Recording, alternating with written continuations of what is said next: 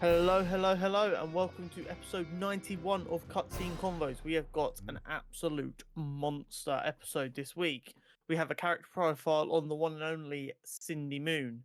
We have got a finale, a good MCU finale in the Loki finale to break down. We've got episode 2 of the second season of Invincible. We've got the Marvels, new outing for Kamala Khan on the big screen. Lots to talk about, as well as a very, very, very big Nerd News network. Now the strikes are over, everything's happening. It's busy, busy, busy. It And then, is. of course, we'll be wrapping it all up with Moon Knight versus the Phantom Menace in this week's Content Championship. But before all that good stuff, Horizontal, how's your week been?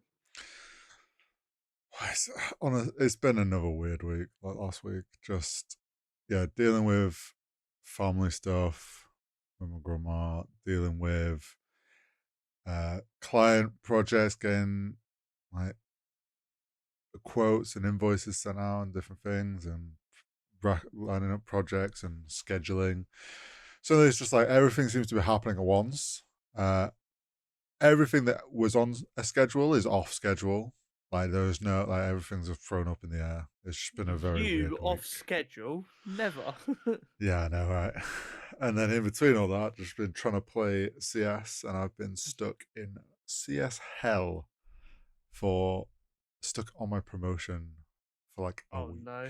It's been horrible. I finally Truly got hates past it last night, but yeah, it's just been What a did it weird week. cost? Oh, my sanity. Well, that's long gone in Valorant. But yeah, weird week just between family and work, and just kind of been all over the place, really. How's your week been? Busy.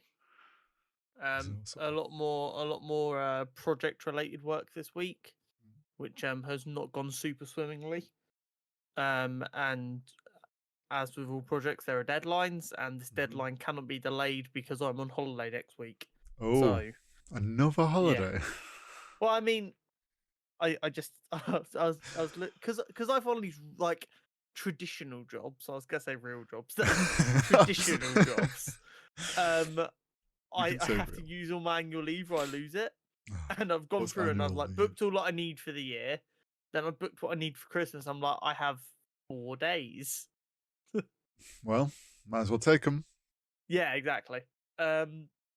So yeah, I'm looking forward to that. It's after this week. It's a much needed rest. It couldn't have accidentally come at a better time. Other than that, it's just been a lot of research this week because things have happened in areas that I am not as knowledgeable in, and I didn't like it. So we fixed some things, and now I have some opinions. So we shall see. This is dangerous. But in the week, in the Spider-Man world has been dominated by the women of the Spider-Man universe. We have a Cindy Moon character profile. The irony that this character profile could not have come at a better time, despite the fact that I decided it was going to be this week 4 weeks ago, is hilarious. And all will become apparent. Who's your intel? Cindy Moon, aka Silk, first appeared in Amazing Spider-Man number 732, if you use the legacy numbering, or Amazing Spider-Man Volume 3 number 1 if you use the titles it comes out with. In 2014. Cindy attended a public exhibition demonstrating the safe handling of nuclear laboratory waste material when an irradiated spider that had just bitten Peter Parker fell from his hand and bit her ankle before dying. Oh. Her powers manifested shortly after at home, where her organic webbing accidentally webbed up her parents. Shortly after, a man named Ezekiel Sims came and took Cindy away to train her and teach her about her powers. However, it soon became apparent to Sims that the totemic predator Morlun was hunting her.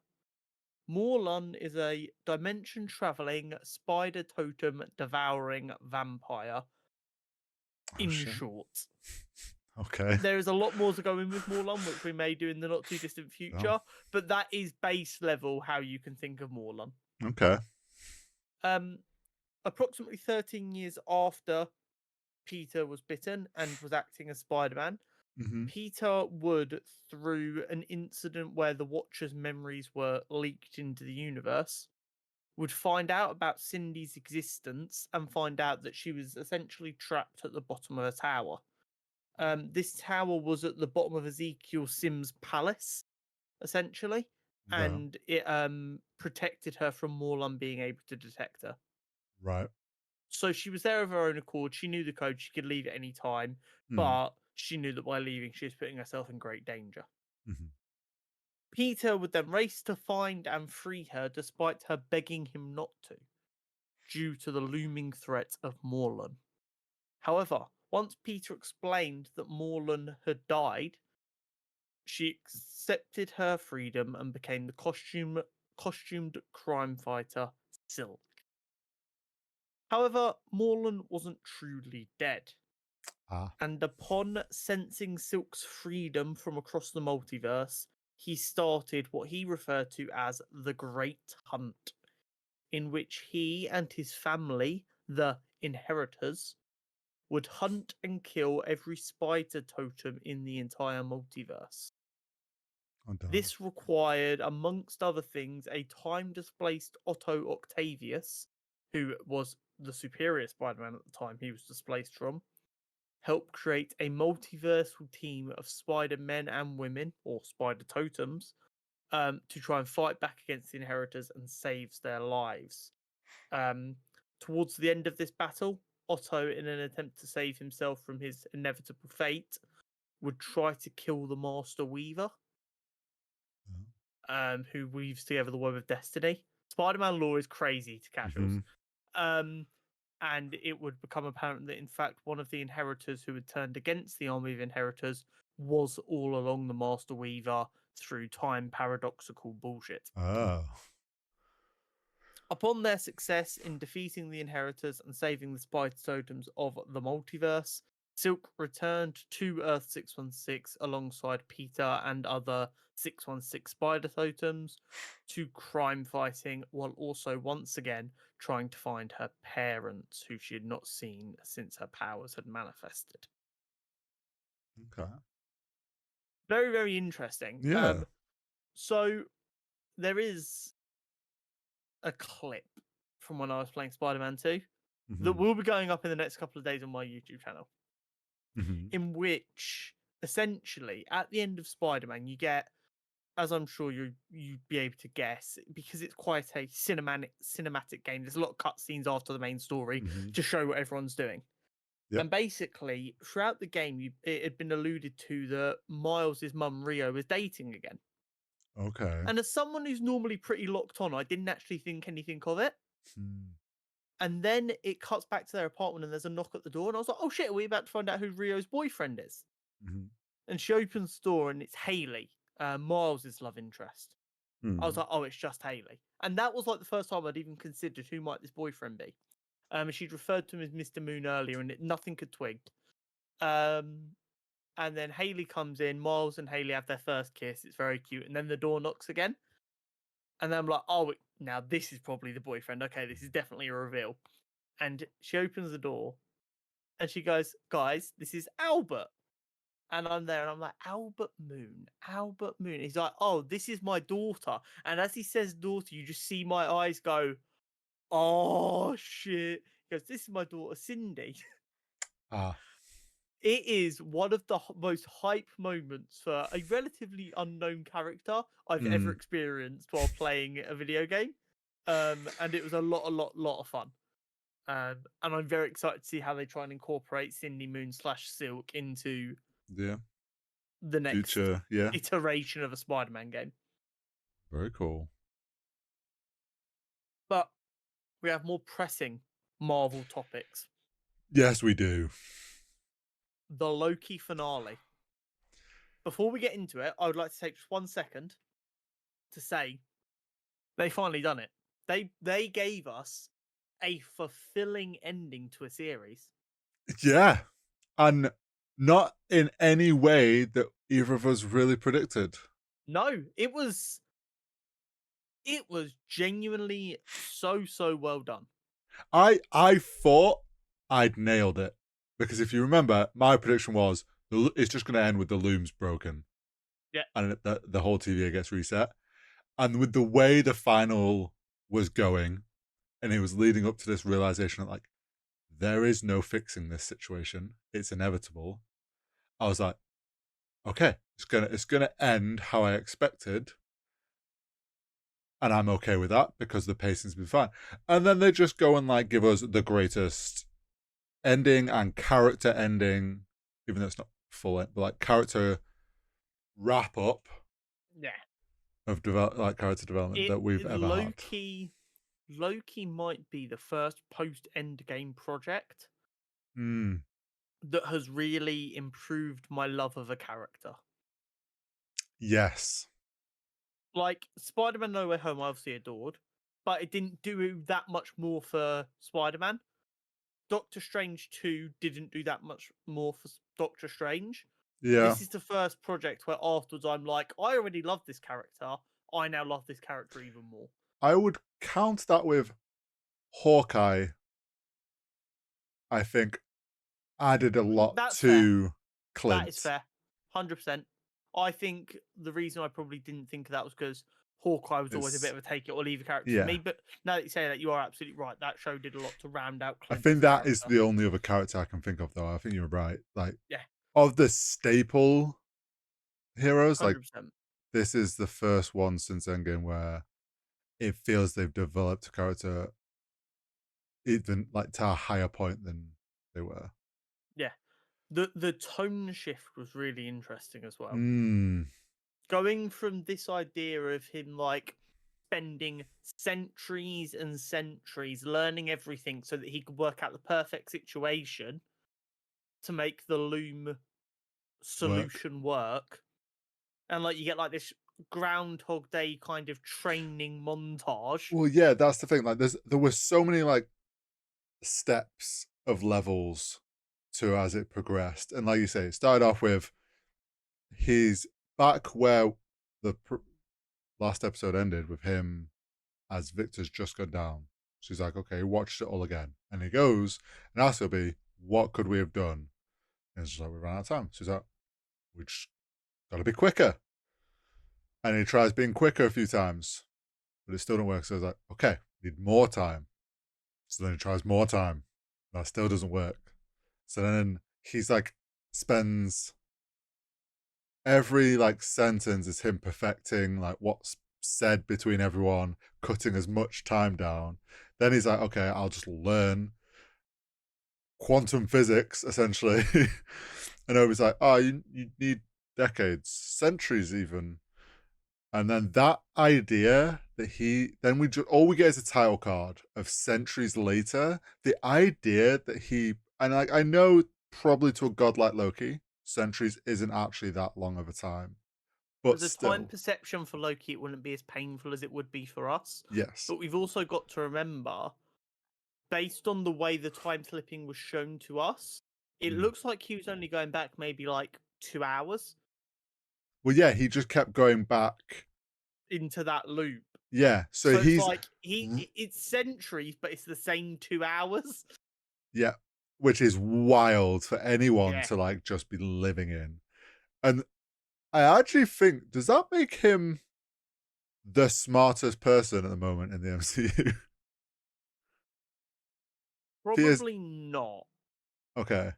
Because He's I'd say only because it's such a niche. true. Like it's not like he spent that time just learning everything Yeah, about true. everything. He was like, just teach me what I need to know to make this thing work. Yeah, he learned everything about time and the loom and Yeah. that And I stuff. guess Yeah, the I suppose. question is also, do we know if he actually learnt it, Or just or memorized. if he just became a vessel to save Obi like thinking time? Hmm. So he would learn what Possibly. Obi did at Well, that point, and no, I then think he he would did. learn it, he would do it, and then OB would like just go, "Oh, so from here we need to do this," and then he'd learn that bit. If that makes sense. No, I think he might have done because he like essentially built it, and Obi's like, well, we don't know, we haven't tested. Like he essentially just built the thing for Obi. Yeah, I guess my point is, did he just do it so many times that he was essentially just taking OB's thoughts, Yeah, possible. Yeah, like, true. and that Yeah, instead yeah, of I get you. like you writing the Lord of the Rings, you just read the book and just wrote the next word each time. If that Yeah, I makes get sense, you. like you don't necessarily have to take in any of the understanding. Yeah, You just have to remember the physical process of it. yeah. It's just it's interesting. Th- It was very well done though. There was so many Um, like little funny nods as well to things like when he pulls the model out and he's like, Obi, it's great. Don't worry about it. Yes, no, this isn't you or me, Morbius. This is Victor Timely. And he's like, before any of those questions or like things that we already know happened start, he's like shutting them down left and right. the best bit is Victor going, "Why is it me?" He's like, "Because you volunteer. You always volunteer. You're quite insistent, actually." But um, yeah, he and so just keeps doing that. I really enjoyed the tone shift though when it should have worked, and there was Mm, enough time in the episode left where I'm like, "This might have worked," and then we've got another 20 minutes to wrap up the rest of this story and set up what's next. mm. And then Victor just breaks down. He's like, "It's a scaling problem. Well, yeah, The loom just keeps getting bigger. How do we keep up that's, with infinity?" so yeah, that's the thing. I thought what was great is that like when he gets that final attempt where they essentially succeed at their task, and it's like the way that by this point Loki knows like there's a tannoy he can speak over, and it's the way he's like, that's it, keep on going, one more step, just keep going, you're doing great. You can do this. And then he Don't goes, he's forget, like, don't put it don't down. don't put it down, it rolls away, that's great. And then he's I like, would love I would love to see the version where he found out it rolls off the gangway because he's clearly got so far and yeah, it's rolled off. He's like, "Oh." yeah. And then it's like the button sticks when he turns around to look at him, give it some welly. And then obviously it does it, and he's like, holy shit, I've finally done it after centuries. And then it just fails. And there's like that real, like, then that's when you say Victor Tanner goes, it's never gonna work. You can't scale for infinity. It's like dividing by zero. It just doesn't, it's just impossible. It's and you know what as well, because it's so beautifully simple. Yeah. Bearing in mind this is supposed to be a complicated thing that no mere human like us would really understand. Mm. Just being able to go, you can't scale to infinity, makes sense instantly to everyone. Everyone's like, "Oh Well, shit, yeah, there's just always going to be more of it. How do you keep well, up yeah. with there always being more?" Yeah, like as soon as they say that, you go, of course. Like every time it branches, one small difference, like on at any point on any of those branches makes another, and like every branch duplicates, and it's No, never going to oh, stop if you're not pruning. and it's not just that it's infinite as well. It's infinitely exponential Yes. because the more branches there are more branches to Yeah. have, more deviations to have. So it's not even just like a straight line of it keeps on being No. more. It gets faster. Um, And then I like that. That's when we get him jumping back to. Oh, the battle sorry. from season one. Well, no. Then he goes. Doesn't he go to when he gathered everyone? No, Or was that that's once after? he's got full control, and Oh, he yeah, who it is. It remains is. It is. explains to him what he needs So to do. yeah, we go back to the end of season one, which Yeah, so cool to be back at that yeah. again. So Loki basically works out that because of the nature of the loom, he needs he who remains because he's the only one who understands it enough Mm. to work out how to make it work. So But he has to go back and convince Sylvie not to kill him so he can get the information he needs from him. yes, and also he sort of realizes that this is happening because we've changed how the TVA works. If I stop Sylvie, nothing changes. The TVA is as it was. We just go on. with how it used to be. Because he just Exactly. wants his friends back at this point. Like, he just wants things to go back to normal. And then, yeah, we get him trying so many different approaches to stop Sylvie. And then that constant line of "see you again," and you just not always seeing it, but just hearing it, to the reveal was a twist I didn't see coming. It had, within such a short space of time, two of the greatest reveals I can think of. Mm, To go from the very funny line from Loki, because like he's clearly, we now know, playing it off like a bit of banter, but it seems to us at the time like he's like just trying to workshop how he's going to make this work. So he says, "You never try and stop her. Why'd you never try and stop her?" yeah, Kind of like me or you do. Like when we're playing a video game, you're up against a really difficult boss. You're like, "Right, let me try this. Okay, this doesn't work. yeah. Forget that." And he's like going through, and then Kang just picks up his little doohickey and freezes time. And he's And then like, it's like, So, how many times you done this now?" So and good. then it's like, but the way that they did this was so fucking smart, because obviously they, at this point, like, this is, to us, the first time this has happened. Yeah. And he frees, and then Loki, like, the way Loki presents himself is like, "What the fuck? You've frozen time? Like, you've just made Sylvie disappear?" And then he's having this conversation, and he's just like, "So yeah, how many times have we done it? You not got the hang of like the freezing time thing yet? Oh, maybe you need a few more goes yet." And then he explains, like, this was always the plan. Like, this was, he set this situation up. Like, he foresaw this all happening because he knew Sylvie would kill him. He knew the loom would fail. He knew Loki would try and fix things because he wants. And he knew that he'd go through Victor timely. Well, And yeah. also, Well, I I know. think it's essentially he set up multiple options, right? Yeah. So in case Loki or that things didn't play out that way, Victor Timely would come along and still would fix things to go back to pruning. It would be like he set up like multiple options of fail safes.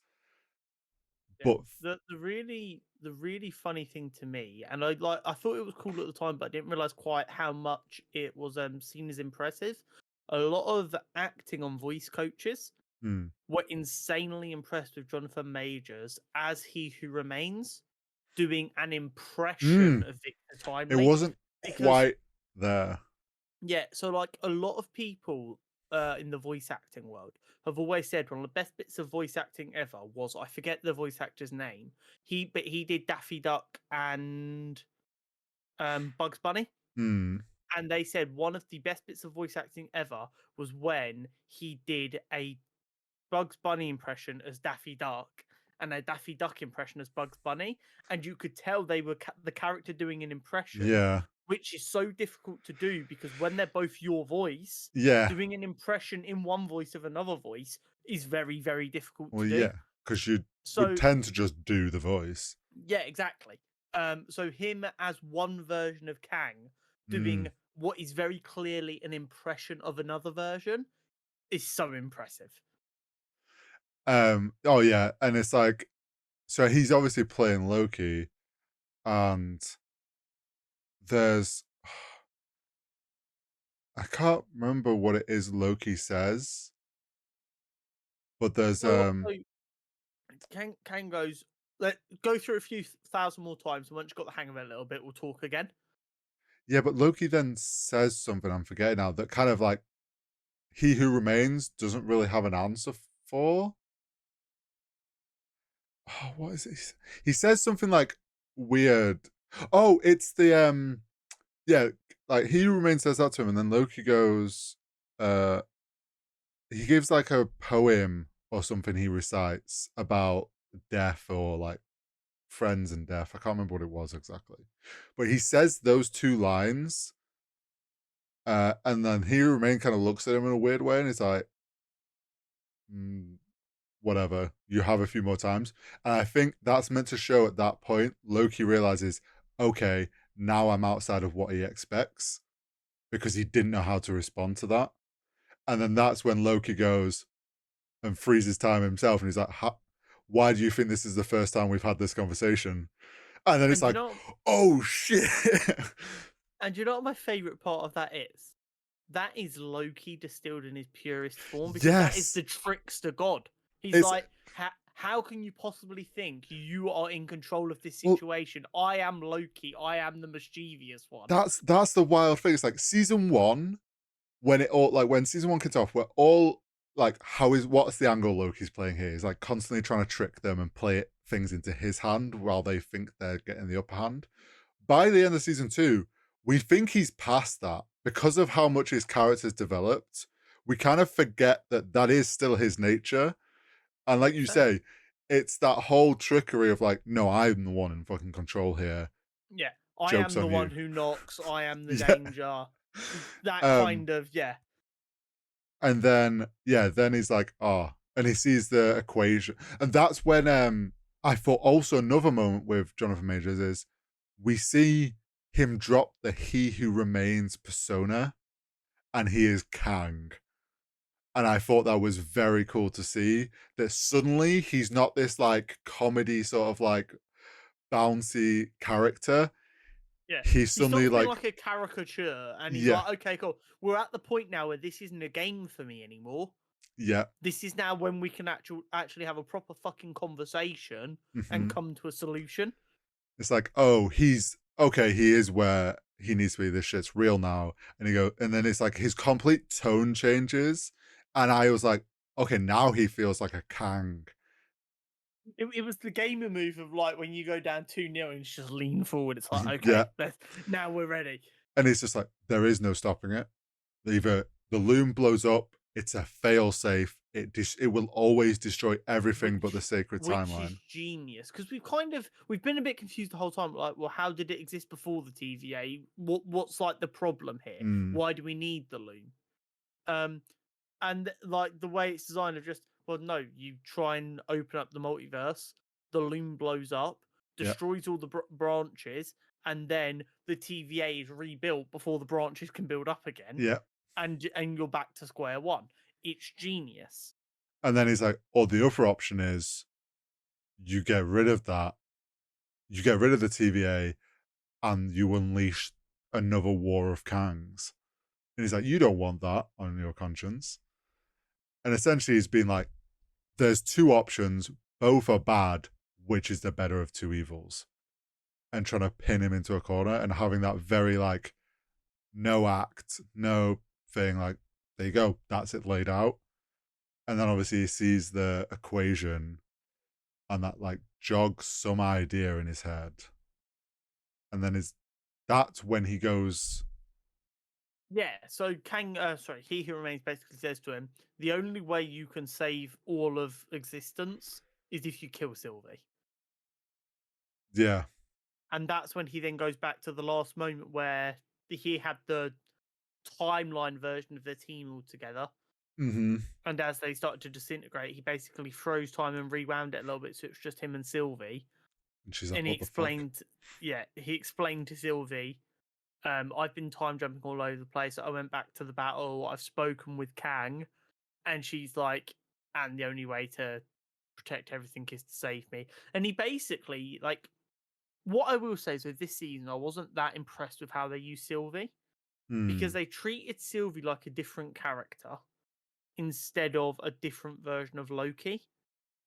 yeah, I And get I you. feel like, although they will obviously have slightly different opinions from Mm, life experiences, they should still be able to understand what the other one is feeling and thinking a fair bit of the time. mm-hmm. And I feel like this scene was the only scene all season where we got any of that.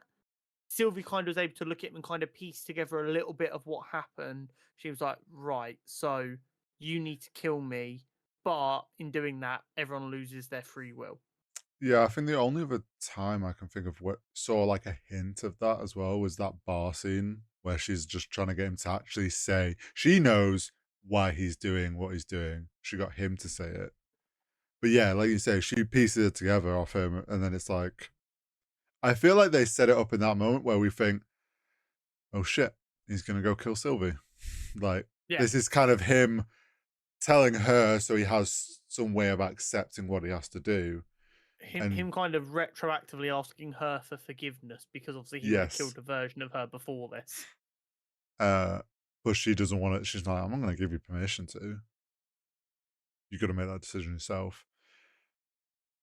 And then we go back to Meltdown again. Yeah, And it's like, what the fuck? We're back here again. Okay. Expecting to go back and he's going to kill Sylvie. And it was like, okay, maybe he's going to say goodbye to everyone one last yeah, time or something. And then he just fucking walks out there. Well, he fucking sprints down the steps on his own yeah. like a madman. Locks it Oh, all behind him. and we get the speech that we heard him In the say to first Odin. Thor Yeah, film. in the first four, which he said to Odin Yeah. again, which is like such a nice full circle moment. Uh, Well, apparently that was improvised by Tom Hiddleston as well. Oh shit! That was his idea, and he improvised that. That wasn't the director or writer's plan. That was his Oh, idea. that's so good. The man knows There is nothing I love more than actors who love a the character. the franchise and the character they're a big part of, and therefore they can like be so much more involved in the creative Mm. process of it, in making it feel more lived in. Because especially something like Marvel, how many different writers and directors have used Loki who are all going to have slightly different opinions? Mm-hmm. The one constant has been Tom Yeah, Hiddleston. So if he can sprinkle in a bit of himself into it, it makes the character feel more consistent. and it's also in those moments like the writer on Loki possibly, most likely, didn't write the first four, so wouldn't like on the top of their head have that locked away in the back of the mind that that's a line Loki said. Whereas Tom Hiddleston was like, this would be a really great moment where there's that line I said to Odin where I wasn't like a god at that point, and this person he was trying to be, he feels has come full circle. Why don't we put it in now? The fans love it because they're like, he said that the line from 4-1. Like we're all come back round. Yeah. Uh, So he lets the loom blow up. He tanks the temporal radiation like a G. I can only assume that's as like a side effect of his time slipping, is that he's just kind of immune to I temporal think that radiation. and him being a god Yeah, with. Asgardian physiology goes nuts. I was just like the way We've you just seen walked out Thor there. And I was tank a like, star. I felt like being like, why didn't you do this from the beginning? Bro could always do this. So, what one thing I did see a lot of confusion about when the loom blew up Hmm.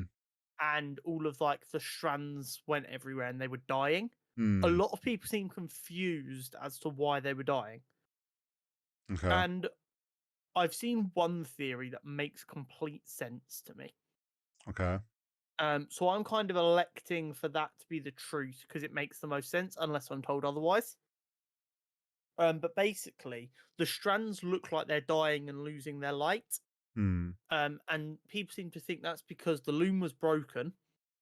So what you get is you're getting all of the Kangs coming back, Right. and that's causing instantly a war across the multiverse where everything is Okay. dying and being destroyed.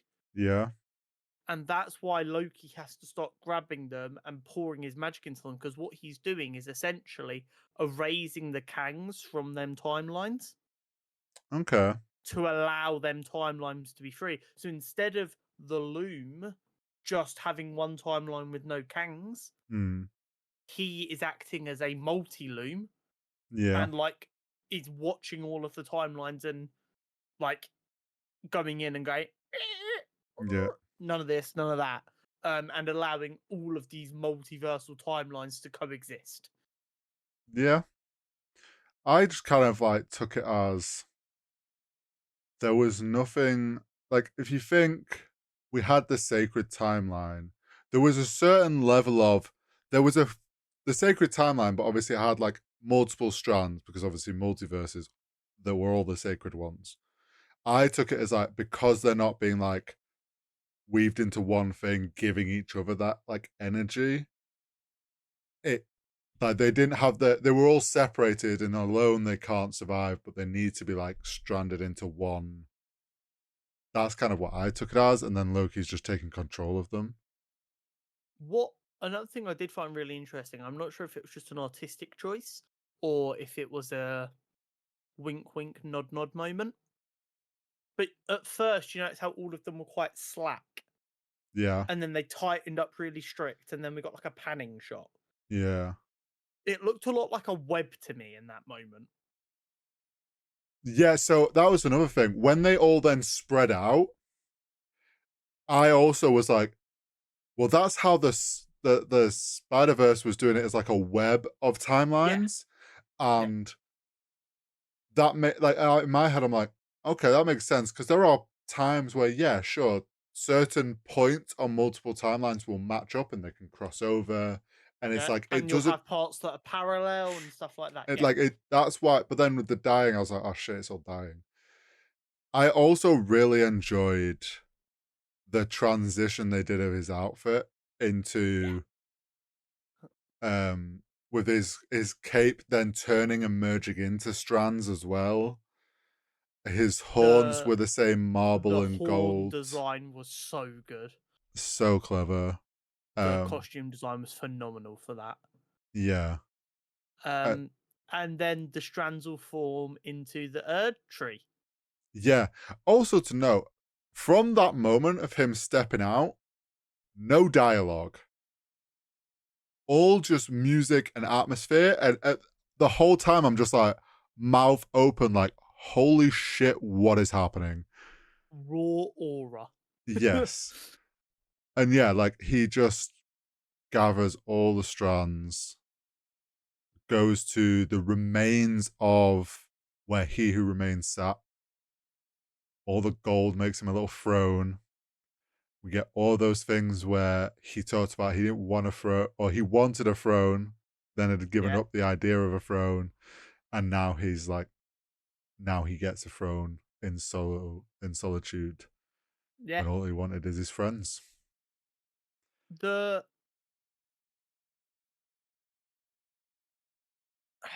I genuinely think Mm-hmm. that while we were nervous when we were told there was no reshoots, Mm. and we said it's very cocky to say we knew what we wanted to shoot and we shot it, Mm. my man, he chefed it up. He I, cooked. I will say, from other than like those couple of times where we said we noticed voiceover Yeah, add-ins and little things like that, they they were right. They didn't need to yeah. reshoot. They There they is definitely didn't need to add anything. They might have, if the strikes weren't happening, they might have gone. We clean up could do things. this one scene better, so we might just reshoot it. But I see their point. Yeah. There's just the way that ended, where we got like the parallel, the visual effects for it all, of all the strands of Loki taking them, and then it's like it pans out and it looks like a loom, but in green, and then it pans, and you've got the It fucking was right in tree. front of us the whole time, though. Branches. Yeah. Well, yeah. Like they could have called variations in the timeline whatever they wanted, Mm-hmm. but they called them branches, and they're like, ah, got the sacred timeline, can't handle branches. What can handle branches? Trees. It's the Erd tree. Mm-hmm. It's so beautiful. I love Yeah, it so it much. was, and the visuals were stunning. And honestly, like the first one where the ending, we said at the beginning, but the ending, the pacing, everything actually felt on point. Uh huh. And it may have taken them several attempts, but I think they have finally nailed an MCU TV show. 100%. Um.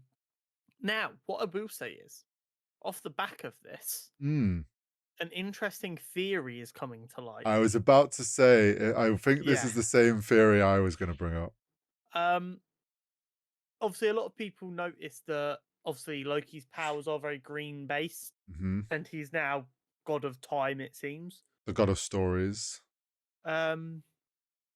And the time stone was green, Hmm. and then people went, "Wait, Wanda had reality based powers, and she was changing reality at her own whim." and her powers were red, and the Reality Stone was red. And obviously, we know the Infinity Stones don't exist anymore. Mm. What if characters Yep. are being taken, and based on their colors and the power set matching up, they are being shifted into replacing the Infinity Stones? Mm-hmm. I don't dislike the theory, I don't either. This especially if it's idea, done right. yeah, the idea that they're taking the legacy characters that they knew they essentially were trying to move away from because they wanted to set up the next set, but doing it in a way that like they are not being like killed off or anything, but they're essentially elevating to the point where they are becoming like the time stones so powerful that they become these like incredible beings for specific things. I'm not against it. No, not at all. And there's like a very obvious one for the Power Stone as well, because Power Stone was purple. I know what you're thinking. There's no one who's purple, but traditionally the Incredible Hulk wore purple shorts, and I'm so down for them to go that direction. Just give us one scene of Bruce finally wearing purple shorts. And him just going like full strength. I It's mean, definitely an interesting theory. I don't know where it would be played out unless what they do is they set the characters up as these Infinity Stone replacements and, like I said, elevate them to these incredible levels. hmm, And then them six characters end up being the big characters for fighting Kang at the very end, or the Beyonder, or Doom, or whoever the big bad that they're like, we need Infinity Stone level power for. yeah, it could be interesting. I also to tie into as well with that. Obviously, a lot of people saw the Tom Hiddleston interview thing where he was like, "This wraps up 14 years of Loki and his story," and everyone's like, "Oh my god, is this the end? Is this him saying the finale? Is this final thing?" Yeah, he did add more context to that though, didn't he? He did, I think. Yeah. I believe he said, I've said goodbye and written emotional letters on two separate occasions just to come back. So at this time, I think it would be unwise to think I'll never play Yeah. Loki again. I think what we can expect is at the beginning, at the end of season one, I had in my head, I was like, oh, it'd be kind of cool if this Loki rocks up and goes to see Thor, so Thor can see his brother again. But I don't think that happens now because obviously he is in control of the timelines. He's going to treat them with the way that they're meant to go and allow them to run their course without interference. So essentially, that is their new motto: is to let the tree grow and not trim or interfere if they don't need to. Um, I think we don't see this Loki ever come back in his like he's never gonna leave the tree. He's there forever. That is his burden now, is to sit in that tree alone. But I think you said it in our chats, like he can show visions of himself probably on any timeline at any point that he wants to help guide certain people if he needs to. I put it this way: for the first time, really, in this series, we've seen Loki use his ability to like mirror himself. Hmm. That can't be a coincidence. I would not be surprised if that is them setting up an easy explanation for Loki appearing somewhere else and time not falling apart. And it's also an easy way to depower him slightly, because they can Hmm. just go, well, he's a projection. What can he do? What if they use him like a watcher That would also be very cool. and we just see a very faint green Loki in the sky at certain points? It's a little like Watcher style head with like little Yeah, green emerald eyes. It'd be cool. Um, there's a lot of it cool was stuff. quite an emotional ending though, Yeah, it because like we was. said, Loki's been in the MCU since the very beginning. Hmm. Like, We've seen him grow a lot as a character. if we remember the Iron Man 1, the Hulk film, and Hmm. Thor 1, all in canon take place in the same week. which is known as Fury's Big Week. Yeah. Like, Loki is tied to the very beginning of the MCU very delicately. So to see, like I said, 14 years, all these projects from absolute villain to anti-hero to good guy Mm-hmm. to now protector and keeper of all time Mm-hmm. is such a beautiful character arc. Yeah. For him to like finish off, and everyone's dubbing it like here's the god of stories. It's like you say, from villain to now the god of stories, which is like a flip of him being the god of mischief, even though he wasn't a true god at that point when he first appeared. Like just shows how far he's come as a character. 100%. I couldn't be happier for it. And I hope this isn't the last we see Tom Hiddleston in the MCU. And I hope they do find an excuse to bring him back for something else. It would be very cool. Now, Mm, Invincible Episode 2. yes. No more edging with the title card. Yeah. I know I'm going to say it a lot. I'm so happy this show's back. And also, I'd like to double down on my theory regarding Yes. the title card from last week. That it was going to break away to show a blue and black logo foreshadowing his blue and black suit. I am absolutely spot on, and I will not hear otherwise. I don't disagree at all. I saw it this week, and a bit more falls off, and I'm like, right, Connor's right. That's what they're going to do. The end of this series is going to be him donning the blue and black suit for sure. It's going to, him in the blue and black, and it's going to be like him getting over the fact that he's Omni-Man's son, and he's just actually his own person. So we've got a lot of interesting setup done this week, and what this show does really, really well is it manages to do setup without it feeling like filler bullshit. Yeah. So, like, the main threads this week were we get a little bit more information about the humans that were saved on Mars in season 1. Yes, that we kind of forgot you about. Probably hadn't forgotten about that much. No. I'd completely forgotten about it, and I was like, what do I recognize? And then they said, oh, just send Invincible again. I was like, oh shit, yeah, Mark went to Mars for a mission. I forgot about that. And then you have obviously the guy who had the parasites all over him acting really weird, and he went to the bathroom and he was a Martian, and then he was clearly worried he was about to get executed. Yeah. So he got sacked and sent home. Well, yeah, he's trying to act human, but he doesn't understand. He's like, in any situation you have this, they take things literally. Humans. Yeah, and it's like he takes everything literal.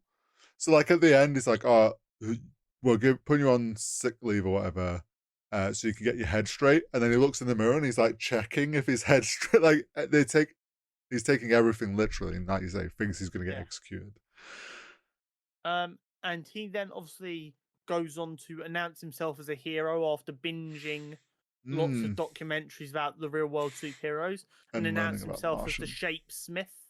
Which, I'll be honest, I'm so annoyed, but like I think because it's so much had gone on in the episode before that point, Shapeshift showed up, and I was like, oh, cool, it's another.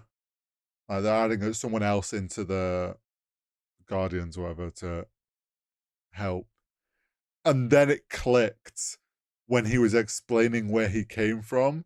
I was like, oh, wait, this is the Martian guy. He's not even, like, he's faking it. But, I mean, see how that goes for him. We got more of Eve trying to do what she kind of gave up being a superhero to do, which kind of be a humanitarian person. She fixes up an apartment block. She goes to see her mother, gives her mother food, gives her a golden apple, and tells her to sell it and tell her dad to stop being such a weird egomaniac and just let her help out her family. And her dad continues, no matter what he may or may not have said that ended up being fair. He does it in such a way where I just want to slap him upside the head. He's just a dick. Yes, father. 100%. But I think the big kind of story this episode was still how Mark and Debbie are dealing with the aftermath of Nolan. Yeah. And how Mark is just desperate to prove he's not Nolan's son. Yep. and Debbie is just a wreck. Mm-hmm. She doesn't know what to do with She, herself. we're getting a lot of foreshadowing of a drinking problem. Yes. We got a little bit in the first episode where like she had a wine glass and there was bottles everywhere, and then she like poured it away. But then they're showing off a house, and she gets flashbacks to a husband who deserved a punch in the mouth, berating his wife for no fucking reason. Mm-hmm. And then she was just getting flashbacks to how Nolan treated her. Yeah. So then she goes home and she goes to get a glass of wine instantly. And it was really interesting because there was a lot of foreshadowing with this as well. The Mm-hmm. beginning of the episode, Mark comes down to get his morning coffee, and this cupboard door won't close Which is three always times. annoying. 1, 2, 3. Then he gives up with it. Then we move on a little bit with the episode. We get to her getting ready to show this house, and you've got her trying to get this thing to stay closed. We Yep. only see her close it 3 times, but you hear it keep going for a bit longer. And then she obviously breaks down at her work and she goes home, and then the same cupboard again. 1, 2, 3, still doesn't work. And then she just flips it, and it's this whole rule that you see a lot in writing of do it in threes. Mm-hmm. So we see the same interaction happen 3 times, Mm-hmm. and on the third time you get a resolution of her just finally snapping, and it shows how close to the edge she is with everything and how it's all too much. Yep. But like I said, it's just loads of setting up. We've got more set up with where's Donaldson come back from? My man got blown up. Yeah. Which he doesn't realize why that was weird. No, I'm saying it's clones. I can only assume so. He obviously has clones of him, which they yeah, it must be some sort of cloning thing. Maybe they've learned from the twins. Yeah. Either that or he's already interfering with the multiverse. Maybe.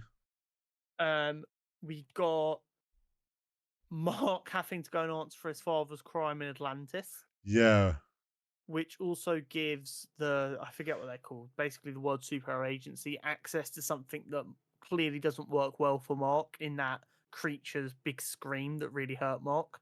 And he's like, I want the boys in R&D looking at this, because as much as Cecil claims he trusts Mark, and he does I do believe Cecil genuinely believes that Mark is better than his father and he can trust him. But at the Yeah. same time, he's like, I'm not going to get caught with my pants down again. Well, yeah, that's just governments always have something Yeah. in their back pocket. But we're also getting little bits of Mark being quite scary. Yeah. Like when on he that went, edge of yeah. So he got sent to Midnight City, which looked fucking awesome. Because Darkwing was apparently back in action, and of course Omni-Man obliterated Darkwing. Yeah. And we find out it's actually Darkwing's sidekick who's gone fucking psycho and is now murdering people. And he trapped in like the shadow dimension, which is terrifying. Yeah. And he's like, even I wouldn't stay here too long, but you're staying here forever. And he's trying to goad Mark, and Mark just grabs him. And this is such a good artistic choice, because they could have shown like Mark's arm tensing to show how strong a grip he had on him. But instead of doing that, they made Mark look really relaxed and Yeah. had Darkwing showing all the tension to show that Mark isn't even trying and you can't go anywhere. Yeah. And he pulls him in, and he's like, who do you think they'll eat first? And just the most, he's like you said, I'm Omni-Man's son. You have no idea what I am capable of. I'm just like, I think Mark scares himself a little bit. He's having like an identity crisis in such a visceral way. And he's kind of flip-flopping between like the stages of grief of like anger and acceptance and bargaining. He's like bargaining because he's trying to fix stuff by just being a superhero who does what he's told. And then you've obviously got that anger where it's like, you don't know what I'm capable of. And then you've got the acceptance where it's like, no, I'm not my dad. I'm just trying to do my best. Yeah. And it's like he's really kind struggling. It's like a roll of the dice as to where does Mark end up at the end of this? Does he end up accepting it? Does he just turn into his dad by trying not to be his dad? Or does he just become like a pawn of the government who just does what he's told because he's too scared to think? Yeah. I mean, it was very interesting to see him. Like, obviously, they did it in the Shadow Realm where Cecil couldn't hear. And it's like suddenly he kind of shows it's almost like he's okay, you guys are all scared that I'm the Omni Man's son. This is what it would look like if I did that. Also, kind of like him going a step too far or allowing himself to go that way. Hopefully, in a way that then he's like, he then realizes again, okay, that's not who I am, and I don't do that. Yeah. Um, I wonder if that'll something like that'll happen again, and he'll have that realization of, holy shit, I just like that is me doing what my father would do. I can't like act that way. Yeah, well, I think that's exactly what we saw in Atlantis later on. When the Yeah, Beast got free, when Cecil's rockets came in, yeah, and the Beast was like starting to kill Atlanteans, Cecil was like, just leave it. You went there on good faith and they betrayed that. And he's like, no, that's what my dad would do, so I'm not leaving them. mm-hmm. And he went down, he saved them, he eviscerated this beast in such a brutal way. Yeah, Um, but yeah, and then at the end, after like the resolution, and Mark finds his mum in tears, and they have the cuddle, and like we're getting stuff kind of ready for the next episode. We get a cutaway to our international interdimensional mm. hopper in a different universe interrogating Mark. Well, yeah, we jumped to suddenly a Mark bound up Yeah, in some facility, and then you can hear the interdimensional guy, and he's just like starts asking him questions and wants to know how he was caught. yeah, Um, which I thought it was very cool how they then portrayed this version of an evil Mark. And you could tell on like he's explaining how they beat Omni Man, and he's like a smirk of like, well, it cost them half of Europe though. And then he's like, well, then they just wore me down till I yeah. had to sleep. I had to sleep, and then they swooped in and got me. Which I think is why the notion of two of them is so much scarier. Because if they really need to, they can just do 12-hour shifts. And they can cause so much chaos in them 12 hours while the other one's resting, there's not a lot you can do. Mm-hmm. And then it's made very clear it's an alternate universe by Cecil and Davidson being women. Yeah, Um, which I thought was funny. yeah. It's just one of them really easy Female, ways to instantly just go, yeah, this is a different place. do you know what was weird? Because I've just watched The Boys and then we've just watched Gen V. Female Cecil looked like the CIA woman. There's a little bit of a vibe there, Oh, yeah. I was like, that's the same vibe there, and I know it's probably not intentional, but it gave off the Um, same. And then he's like, "Don't worry, I'm not here to hurt you." And they're like, well, "Who are you then?" And he's like, "I'm his problem." And then just walks through his portal and he disappears Yeah, again. Um, clearly setting up this idea that he is gathering all the information information. he can on Yeah, how best to be invincible. 100%. Um, I'm very excited to see where the rest of the season goes. Mm, Obviously, you've got Rex Blode now being thrown to the side. He's not the big boy in the Guardians anymore. Duplicate is all over Immortal. mm. I thought that was interesting that they decided Well, to I do mean, it that. was like a replication of what happened when Eve found out that Rex was cheating on her. Mm-hmm. She was like It's now talking happening with to one him. version of Kate, and then Kate like couldn't concentrate. It's the exact same thing. What I will say is Mm. the internet's been cooking Rex because obviously he's just been a loudmouth dipshit the entire time. Yeah, And then people who clearly read all the comics have just gone, I can't wait for all of the internet to start loving him. So I'm clearly guessing there is as a a big redemption. redemption to his Yeah, character. something tells me Either that or he this. just some such giga Chad stuff that everyone's like, I don't care that he's a dick. He's fucking awesome. Yeah, something tells me because it's now happening to him, he Yeah, has a bit of a redemption arc. Yeah. 100%. But for 2 episodes in, I never want it to end. I love this show so much. And I'm so happy to hear that their plan is to never have to wait more than a year for the next season. Yeah, they've said that, haven't they? So touch wood, we will always have more Invincible right around the corner. Yeah, which will be really Um, good. we were back in the cinema this week, Horry.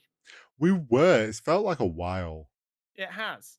Um, I think it's fair to say the Marvels was a project neither of us expected loads from.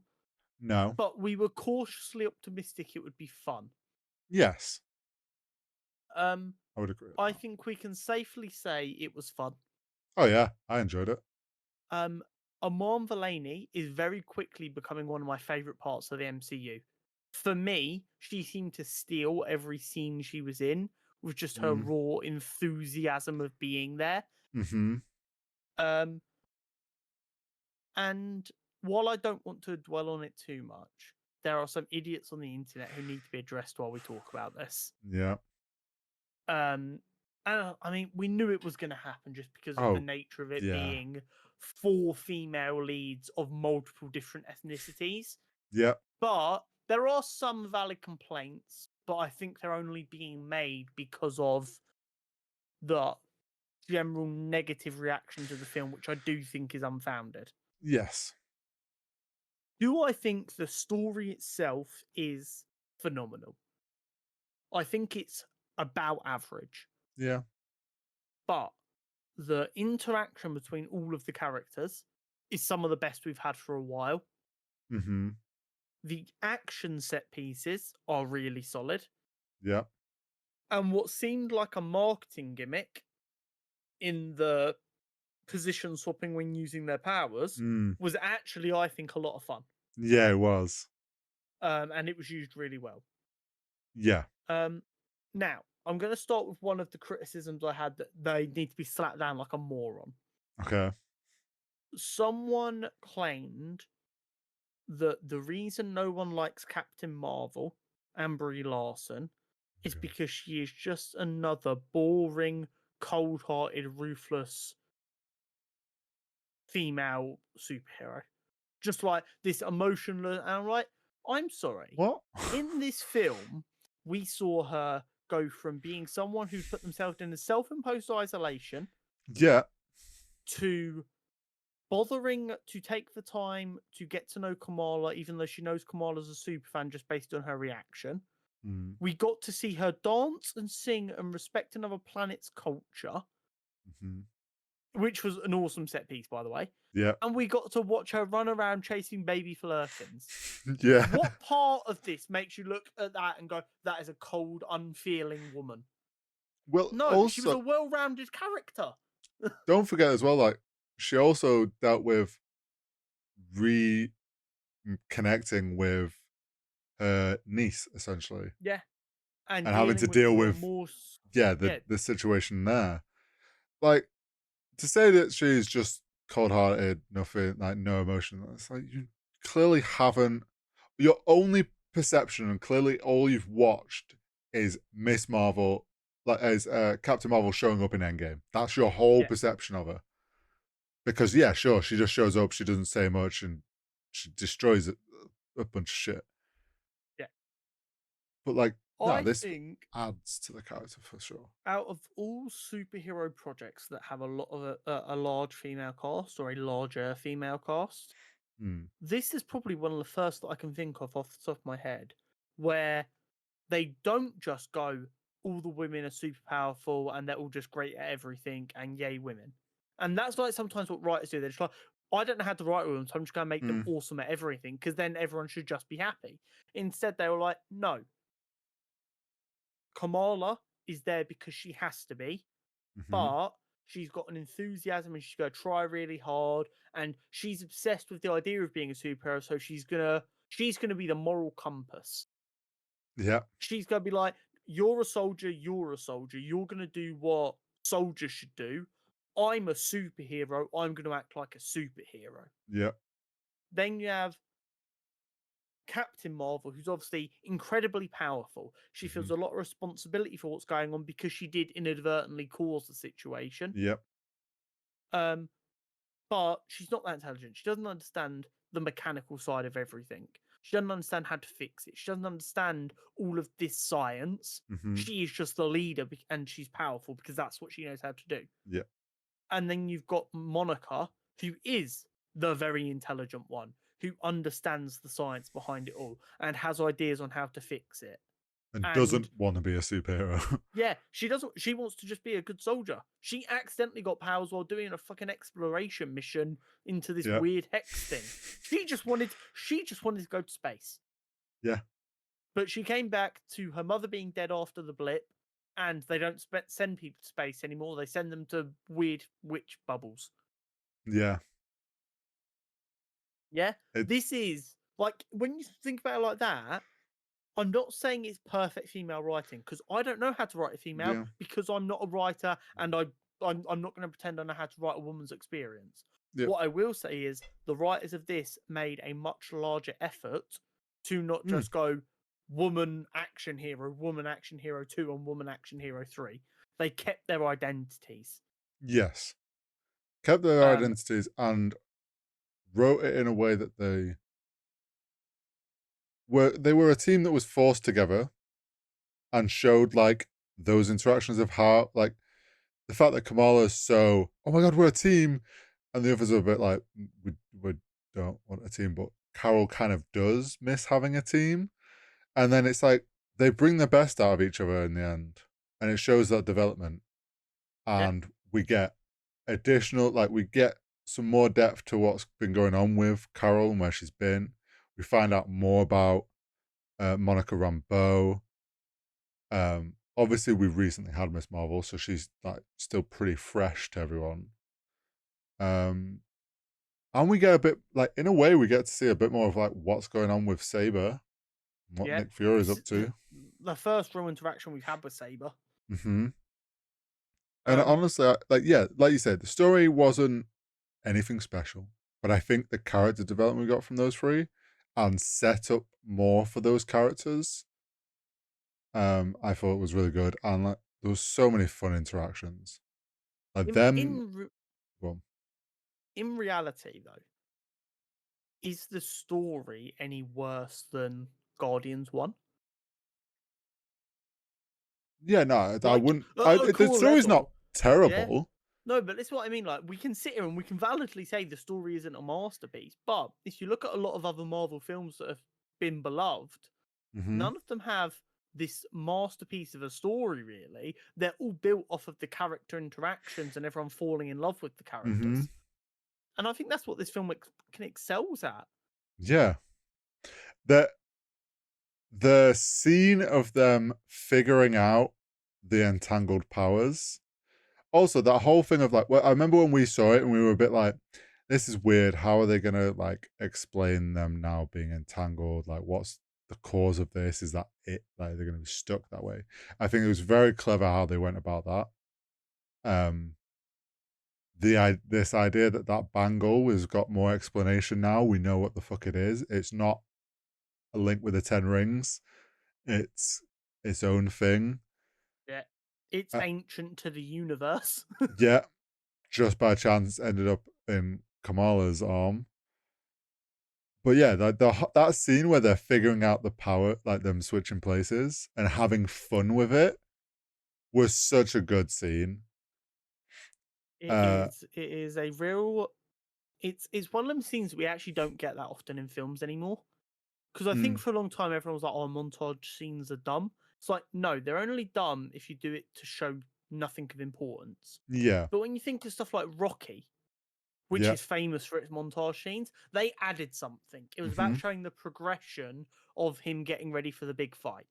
yeah, Whereas in this, it was like, no, this allows us to have the characters be all buddy buddy very quickly mm-hmm, and also explain why the entanglement isn't as big a problem for them now. Because you have that first action sequence right at the beginning of the film yeah, where it's a mess yeah, because they know none of them know what they're doing. They're just trying to all survive at the same time, and it's chaos. mm-hmm, So it's like, okay, well, we can't do that every time. So let's have them. We've got a quick minute and a half montage. It'll be a bit of fun. There'll be a couple of laughs in it. It'll explain how the characters are all getting along a lot better now. mm-hmm, How Monica and Carol have got over their little issue. Why Kamala is calm around Carol now, and mm-hmm, why Kamala can hang out with Monica and they're like sister yeah, relationship.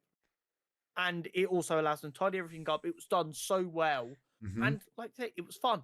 It was It yeah, it, it kept the vibe up. and It was one of them scenes that I think idiots, and I don't use that word lightly, idiots will say was unnecessary, but it was Mm-hmm. extremely necessary. Yeah, and also, like, they could have very easily done that scene, and then after that, they were perfect. Like, they were switching play, Yeah, but they actually kept it still a little sloppy and made it be like, yeah, okay, they've figured out how it works and got a better hang of it, but they're still gonna fuck up and switch when they don't actually mean to switch. yeah, Because there are situations where, like, Kamala was like, shit, I need to save these people. I'm gonna have to use my powers now, and then accidentally switches when she wasn't meant to. So yeah, there's like, it added to their like trio energy and then a bit of coordination, but didn't make them this like amazing perfect team. exactly. But there was so many fun scenes. Like you said, the Carol chase it when she's talking to Nick and he's like, I need you to just get the cats. And she's like, you need me to herd the kittens. And he's like, yes. And she just suddenly becomes like big kid energy and just Yeah, runs after the way she runs after the it cats. it's when they're running around sabering, you've just got the automated voice going off, just going, "Do not run, you will Yeah. be fine. Let the cats eat Well, you." it was so, because like, obviously we know from like the trailer and stuff there was going to be kittens. So like, it's set up there, or what sort of felt like just a marketing fun thing, but was so clever how they used it. And like, they set up and Kamala's mom's like, your cat's looking a bit chubby. Is it okay? And then we're obviously like, oh shit, the cat's pregnant, thinking it's just gonna have a litter of kittens. And then suddenly there's this like emergency, and it's like, oh, we found this weird bioweapon Mhm. that's been planted on the ship. This could be like enemies that have done this. And then suddenly it's like they're everywhere on the ship. And it's this realization of, oh, they're eggs. Oh, they're gonna be the So kittens. yeah, it's because it's like the way it was built into the story. It almost felt like it was part of the Kree's plan. So then when Yeah. you get the reveal of it's just kittens, you're like, "Oh my god, it's just the kittens." And then you're Um, like, oh, there's just gonna be kittens running around now. This is gonna make things interesting. And then they're like, all of our escape pods have been knocked offline except for one. And there's this, when they start realizing they can then use them to transport people, it's like, oh shit. This is a Notice very how none of funny. like the named characters got eaten though. They were like, "No, let's just keep them all nice and safe and in Oh, shot." yeah, it's like, I was like, oh, they're just gonna eat all the crew, shove the kittens in a thing, and then they're gonna get on Carol's ship because there's only enough space for them. I was like, what a classic way. But yeah, they're fucking kittens eating all the crew. And then what I thought was funny is that all the crew were panicking except for that guy that was getting a pension help of Kamala's dad. He at the end just like holds his nose as he's Yeah, about to get eaten. very, very good. I had a lot of fun. It's what I will say is, for better or worse, it's some of the most fun I've had going to see a Marvel film in a while.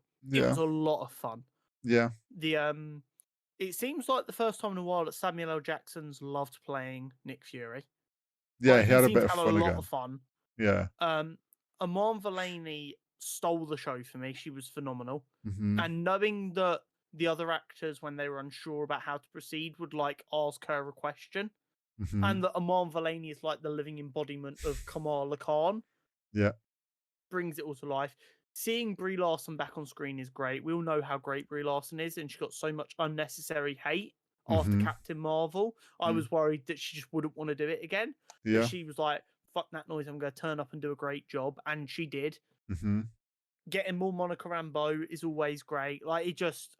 Well, yeah, we haven't had Monica Rambeau since, WandaVision. yeah. So we like, it was just there's like set up, and then we've not heard anything. So now we've kind of got the payout.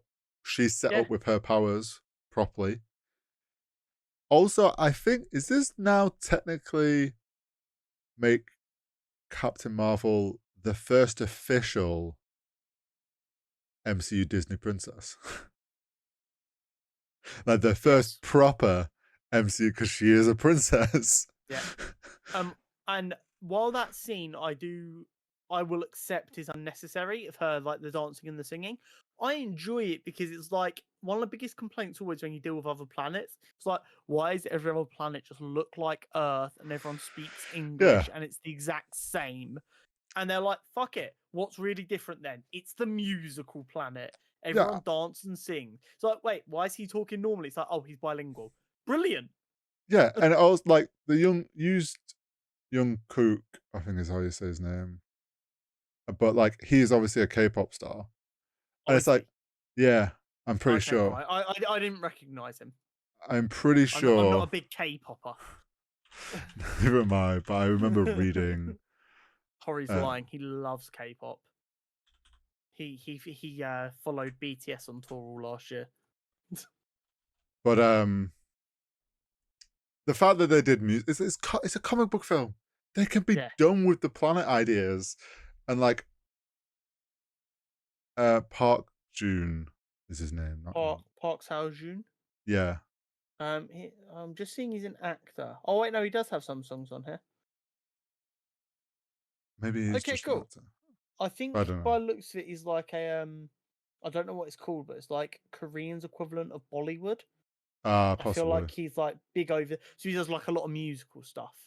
Okay, that makes sense. I know people were very yeah. excited for him to be in it. Yeah, it was awesome. I loved it. Yeah. It's one of them things that I would never have said I want in a film, but I really enjoyed it. It was good. I also really enjoyed the fact that like Carol was just like, oh yes, there's this weird like culture thing, didn't let on, and then the other two are just like everyone else is just like, what the fuck is going on? Like, this is amazing. You know she's gonna get rinsed for that. Especially because like out of the three of them, yeah, Carol seems the most like a little bit uptight and wouldn't be down for something like this. Whereas Kamala instantly was like, yeah, this is my shit. yeah, Kamala's just dancing and she's like dancing. Come on, why is no one else dancing? And Carol's like, I am. And then she actually dances because it's just like all a ruse. Yeah. Yeah, it was very, great. very good. But we do need to talk about the post-credit scene. There is only one post-credit scene, but there's actually two because it's weird. Yeah. Because So you have the scene right at the end, and then you have a post-credit scene. Traditionally, they would have both been post-credit scenes. True. So, you have obviously at the end of the main story, Monica closes up the hole in universes, and she gets trapped on the other side, and she's presumed dead. But they don't make a big enough deal out of it for us to believe she's actually dead. We knew that she was just trapped in another world. Yeah. And then they're sat in a plane, and Kamala goes, I need your help with something. And I just know Aman had so much fun doing this scene. Yeah. So we get a little silhouette in the doorway that looks like a person with maybe a bow and arrow on their back. Then the door opens and it cuts to a Labrador. Yeah. And a bit of pizza lands in front of it. Yeah. At which point, I just want everyone to know this. Jenna is sat next to me. She grabs my arm and gasps. in the most I know that dog way ever. It was so funny. I straight away picked up on it. And then obviously she walks in and we're like, oh cool, it's Hawkeye, it's Kate Bishop. Hawkeye, yeah. And then Kamala doing her best Nick Fury impersonation. Yeah. I was like, oh shit. In the shadows. I was like, oh shit, is Nick Fury gonna do some stuff again? And then I realized it's Kamala. And it's like, so it's just, her inner self was like, I'm doing the Nick Fury thing. Let's go. Like, just so excited to get to do that thing. It's the bouncing between I'm going to be all serious and intimidating like Nick, but I am still Kamala, so like I'm very anxious and self-conscious about this. So like I want you on the team, please. Yeah, please. It's like, do you know how to get into contact with Ant-Man's daughter? Just like stuff like that. It's so funny. Obviously, setting up the Young Avengers. Yes. Yeah. I love though, because I can just imagine when Aman read the script for that scene, she's probably really excited to get to work with Hayley because they're more similar ages, and she knows that's probably a character eventually she'll interact with a lot. She's like, wait, I get to be Kamala pretending to be Nick Fury. This is going to be so much fun. I'd love if it comes out that that was originally going to be Nick, And like she's like, let me do yeah, it, let me do it, Samuel, let me do and then she's like, I have this really fun idea. I do it as if I am Nick Fury. Because I love the idea, especially when she said that she found the tablet underneath her couch at Yeah. home. I love the idea that they don't know she's gone to do this. And she was like, I loved being part of a team. I would like to form my own team. And then she finds it and she's like, young heroes in my area. Wait, that actually might not be a bad shot. Like, what if she hasn't done this? She's just gonna rock up to Nick and be like, "So, I've put together a team, funders." Because let's be clear, we have Scar Hmm. from the end of She Hulk. Yeah. We have Cassie. We Hmm. have Haley. We have Hmm. Kamala. That's a solid team already. Hmm. Where you only maybe need two more people. We've already got forget his name from Falcon and the Winter Soldier, Vietnam Captain Oh, America's grandson. yeah. Yeah, and we've already been teased about Wanda's boys that could come in after the Yeah. multiversal stuff. You've got a solid roster there ready to go. Yeah. You have. And I love the idea of Nick Fury very late on finding out about it, but having to pretend he knew all along because he can't believe he didn't know this was happening. So he's like, Yeah. I have to convince them I knew all along and let them get away with it. Also, love the idea of he already struggled enough controlling the Avengers. The pain he's going to go through trying to order around and control young Avengers, I can just see the Ominous. frustration now. 100%. Um, That would be so funny. and then we got The post credit scene. might be. I'm just thinking quickly. Okay. It might be one of the most credit scene for me personally. I'm trying to think of another one that is on that level of oh shit. There will be some others, but I The can't think of any off the top of my head. the only ones I can kind of think, like the only other big post credit scene moments is like when Thanos finally got like revealed. Yeah, but the thing for me is that was before I really got into knowing everything, so I didn't even think much of that at the time. True. Um I'm trying to. Oh, the only other one up there would have been Guardians 2 where they teased Adam Warlock. That would have been right up there. Yeah. But they're like it's definitely one of the biggest. So Monica wakes up in a hospital bed Yeah. And we're like, oh with shit, she's been out of it. yeah, with Maria right next to her. Hmm. So instantly she's like, "Mum, what are you doing here?" And Maria looks at her like, What "Why'd you the call me fuck? mum, you fucking weirdo?" Yep. Um, and she's like, "It's okay, calm down, calm down. The doctor will be in a minute." And I haven't even like started thinking anything crazy yet. I'm like, what is My going on head here? is like, oh, she's the timeline world that she ended up in is one where her mum. Yeah, and like the hospital looks quite advanced. Maybe it's one where they fixed the cancer and her mum survived. Well, I was more thinking, oh, is this the one where her mum is Captain Marvel instead? Oh no, because she's dead. They all died in that universe. Sorry, multiverse of madness. No, and Oh, do you mean just like another one where yeah, she is? Okay, cool. Um, and then the white coat kind of glances in the background. I'm like, oh, I wonder who this is. And then we pan away, and I see the blue fur, and I yeah. literally, you know me, I'm very big on like in a cinema, you've got to be respectful. Even I like gasped louder than I'd like to admit. And like, I was like, oh, it's the fucking beast. I was like, no fucking way, no way. And it is not only is it Beast, it is Mm, Beast who played Beast in the original Fox trilogy. Which, when you told me this, I was like, "Holy shit!" That was why it sounded like just. It's why it's like I that's why it saw felt it. so familiar. Yeah, I was like, it's Beast. Like my brain obviously Yeah. went straight back to it. I'm like, we're in X-Men. Yeah. Holy We shit, we we're in were X-Men. we were there and we were ready to cook. Um, it was so good just to see him there. The CGI they did on him instead of all practical was, I think, really solid. Yeah, I think it was as well. Um, instantly he was like setting up what was going on. He's like, we would like you to tell us what the fuck happened here. Um, I because like. you've kind of come from nowhere and we think you're from a different universe. I also like how Monica's mum was like, Marie, is it? Her mum's called Yeah, Murray. Marie. Is like, she seems confused, and he's like, well, confusion leads to answers, and it's like, so it would seem you came through a rift in time and space and got trapped here, which shouldn't be allowed. Then he mentions Charles, and then obviously he mentions Marie is called Binary. Yeah. And then we also get the pan out a bit, and it shows the X-Men bunker door.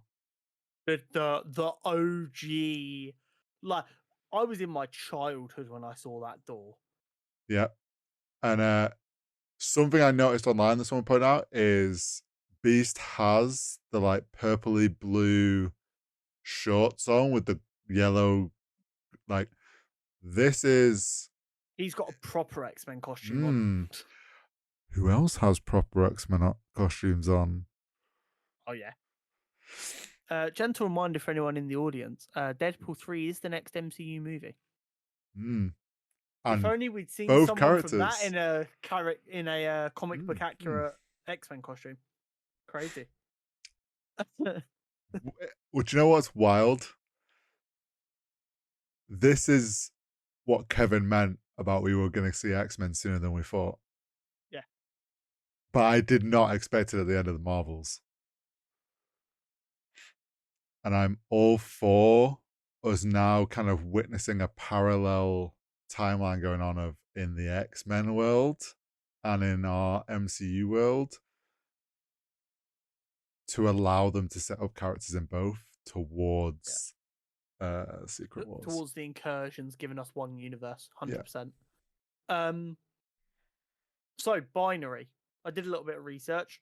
Not a full character profile, just a little tidbit. Because I was like, I wonder if this is important. I don't know this name. Let me do some googling. Mm-hmm. So Binary in the comics is a pure energy form of Carol Danvers who becomes sentient. Oh. But is non-verbal.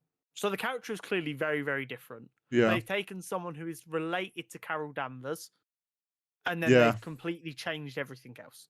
Because she was communicating, she wasn't pure energy. But very interesting that they still chose Binary. Yeah. I mean, cool. I'm so excited. I did not expect to see such an obvious X-Men reference there and then, especially after the Young Avengers tease. Yeah. We've just I've had like never been two so big excited. setups essentially. Huge. I've been waiting for the Young Avengers So for so long. yeah, we've known it's coming. Yeah, it had to be coming. And now I'm so hyped it is. And the best is because we're gonna have Young Avengers soon. We're gonna get to see Spider-Man be an established hero with more experience than a lot of the Avengers, because they obviously can't be the Young Avengers forever. Eventually, they become the Avengers, and you're going to have a Spider-Man who doesn't work with the Avengers anymore, like Spider-Man shouldn't really. And he's going to have more experience, so they don't talk down to him anytime they interact, and it's going to be great. I'm so excited for X-Men. Yeah, I know. Literally 2 weeks ago, we were like, "It's so Jova," but we are back, baby. Honestly, that Loki finale and the setup Straight from into the the Marvels. Marvels. It's very Yeah. cool. Just a couple bits more factual to talk about the Marvels real quick. A lot of people are saying it bombed. Financially, it's the worst start to an MCU movie. There are several very large mitigating factors people need to remember. this is the only Marvel project that has not been able to do any publicity due to strikes. Mm-hmm. Also, it might be Marvel's worst ever opening. It's still a record opening, though. It is the largest ever opening for a film with a black female director. There we go. So, Yeah, I think I people still liked just. it. We need to It's accept that Marvel isn't in its peak anymore. But yeah, and and every this guy sounds so cringe, but it's the only way I can think to describe it. okay. Fortnite is not in its peak anymore. Mm, It doesn't mean that it's still not one of the biggest games in the world, though. yeah. Oh yeah, that's like Marvel isn't going out there and dominating the box office every single month anymore. But guess what? It's still making money. that's what people like.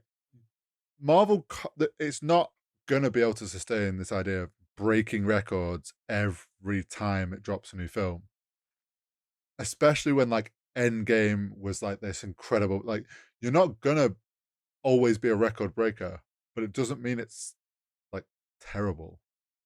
So yeah. Exactly. There's one thing I've just thought of as we were talking about like Go on. multiverse stuff at the end. I kind of wish we'd got some sort of thing at the end as it like got, I don't know, some hint of green with like the multiverse thing to show that, oh, we're in Loki's world now. And any time something happens in a Marvel movie now, Horry's gonna be like, I just wish there was a tint of green so that we know Loki's Well, watching. any multiverse stuff I think should move away from purple and now be green. I just wish Tom Hiddleston was sat next to him in the cinema so that I know Loki's watching with me. He is the Watcher. No, I do get what you're saying. It would have been really fun. Also, shout out to Tom Hiddleston, his wife. His wife played, I forget her name, the big bad of the Marvels. Oh. So they dominated Marvel's Friday. Yeah, there you was go. them. It was them and just them. It was their week. Into possibly the juiciest nerd news network we've ever had. Yes, quite hefty news. It is. We expected this, in all fairness, after the strikes ended. We knew it was only going to be a matter of time before they were all trying to beat each other to the punch for announcing shit. So let's start here. MCU has once again reshuffled its release dates. So 3-4 weeks ago, Deadpool 3 got pushed back and Captain America 4 came forward. Yeah. They've now announced that Captain America 4 is going to be doing some reshoots. Some major reshoots by the sounds of it. So this is the new running order for the next couple of films. Mm-hmm. Deadpool 3 is now going to be the only MCU film that comes out in 2024. Okay. And it is July 3rd, 2024. Okay. Just after my birthday. Yeah. Captain America will be coming out February 14th, 2025. Okay. We're then going to get the Fantastic Four film on May 2nd, 2025. Followed by the Thunderbolts in July of 2025. Mm-hmm. And Blade in November of 2025. I do not trust any of these dates will stay the same other than Deadpool 3. Deadpool 3 still might shift like a week or so. Yeah. But the others, I could see moving 6 months depending on what happens. Yeah, depending how the reshoots go for Captain America. Fantastic Four, I mean, I think still comes out 2025, but like you say, could shift. It could come out in November, and Blade might never see the light of day. Blade, who fucking knows? Thunderbolts, also kind of who knows. Yeah. Especially considering there were rumors that Thunderbolts was going to be scrapped altogether. Yeah. So, bearing in mind, we were supposed to be getting ready for the end of the multiverse saga by November 2025. But there was only supposed to be 2 more films after that in the multiverse saga. It's wild how things have shifted. And now we've not even got to the next Avengers film by 2025. Yeah, things have got so messed up. Yeah. And I actually do think it's going to end up being good for the MCU. It will take a bit of pressure off the casual fan to feel like they have to keep up in such an aggressive way. Yeah. It will give people a bit of time to go, oh, I want to see what's happening with Marvel. I've got Disney Plus. Let me binge everything, see what's happening. More kind of date news, I guess. Yeah. James Gunn has announced that Superman Legacy will still be making its initially slated release of July 11th, 2025. He said that the strikes, which are now resolved, did not go on so long that it's delayed the production or anything. It should still come out when it was supposed to come out. And I think that actually gives us a really good insight into how much these strikes affect when something that wasn't due to come out for another 18, 20 months, he felt the need to go, we're still on target. Yeah. It shows you that basically anything that was due to come out before that has It's probably all... been majorly effective. Yeah. Majorly affected. Yeah. So yeah. I'm not sure if this should be included in news, but it made me laugh. It was a weird bit of information that came out. So, Fantastic Four director Matt Shakman has said that his time on Always Sunny in Philadelphia will influence the film. I don't know. I've not watched personally a lot of Always Sunny, but I've seen a lot of Always Sunny clips. Yeah. Yeah. This show is batshit insane. Yeah. It is a very dark humor show that a lot of people try to claim couldn't be made today, despite the fact it is literally made today. Yeah. It is very edgy, but done in quite a tasteful way. It's very, very funny. And from the clips I've seen of it, they always make me laugh. And it has been on my list for about 4 years to watch it. But the notion that this is going to impact his Fantastic Four film is hilarious to me. Because there's some such out of pocket clips of one of the characters going, they just have raw mixer here. Because they're all like heavy drinkers. Yeah. He's like, no, that's just orange juice. Normal people just drink that by itself. He's like, what? No alcohol? I wonder if it just means like there's gonna be some like proper left field jokes just get or does he mean that it's just gonna be like rigid sitcom style camera angles? Just it's like a Fantastic Four sitcom. Yeah, like I can't even work out what he could possibly mean by this. This way, it's just like some of the cast are just going to randomly show up as other characters in the film. I genuinely think he just knows how funny the Always Sunny fandom is, and he was like, they are going to cook up some phenomenal memes, and I'm bored. Yeah, I can see it now. Someone's going to take like Always Sunny memes and put like Fantastic Four characters on it. Yeah, and it's just 100%. You're going to have a scene of characters doing out of pocket shit and someone drawing like Fantastic Four uniforms. Yeah. 100%. Back to the Loki season 2 finale very briefly.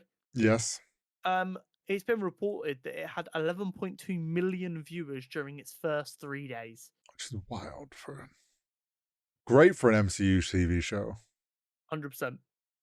Hopefully that is something that they can look at and go, right, this is the kind of stuff people want. Let's take our time, do it properly, and tell a story worth telling. Yeah. But like hopefully they take away, like you say, understand why people love the story so much and understand how they got the pacing right this time. 100%. But yeah, great for them.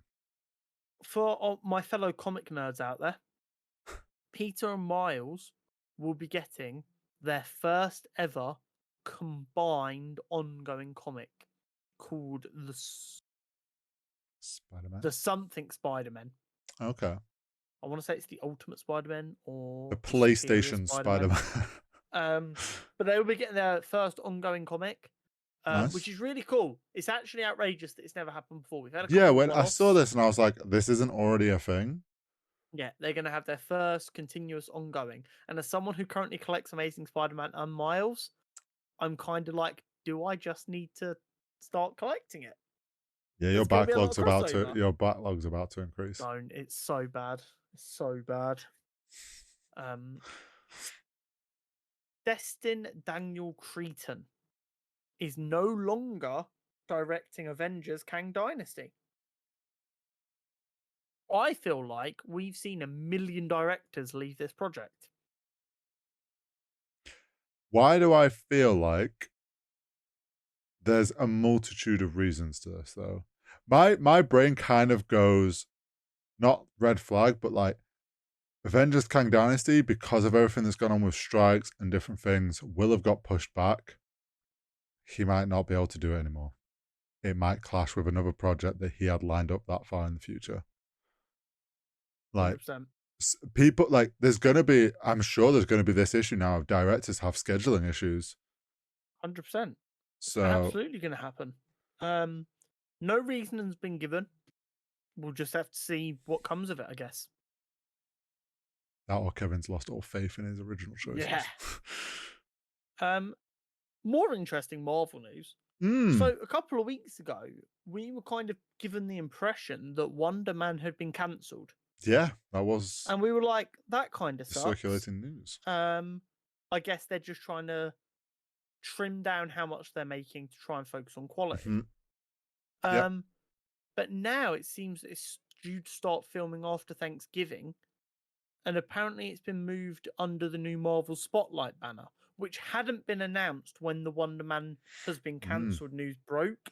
So I do wonder if the insiders just saw that it wasn't under Marvel Studios slate anymore Mm-hmm. and assume it had been cancelled, but in fact that was because it had been moved to the Marvel Yeah. Spotlight slate, which hadn't been announced as being a thing yet. Yeah. Probably most likely. Um, I guess we'll have to wait and see. But Yeah.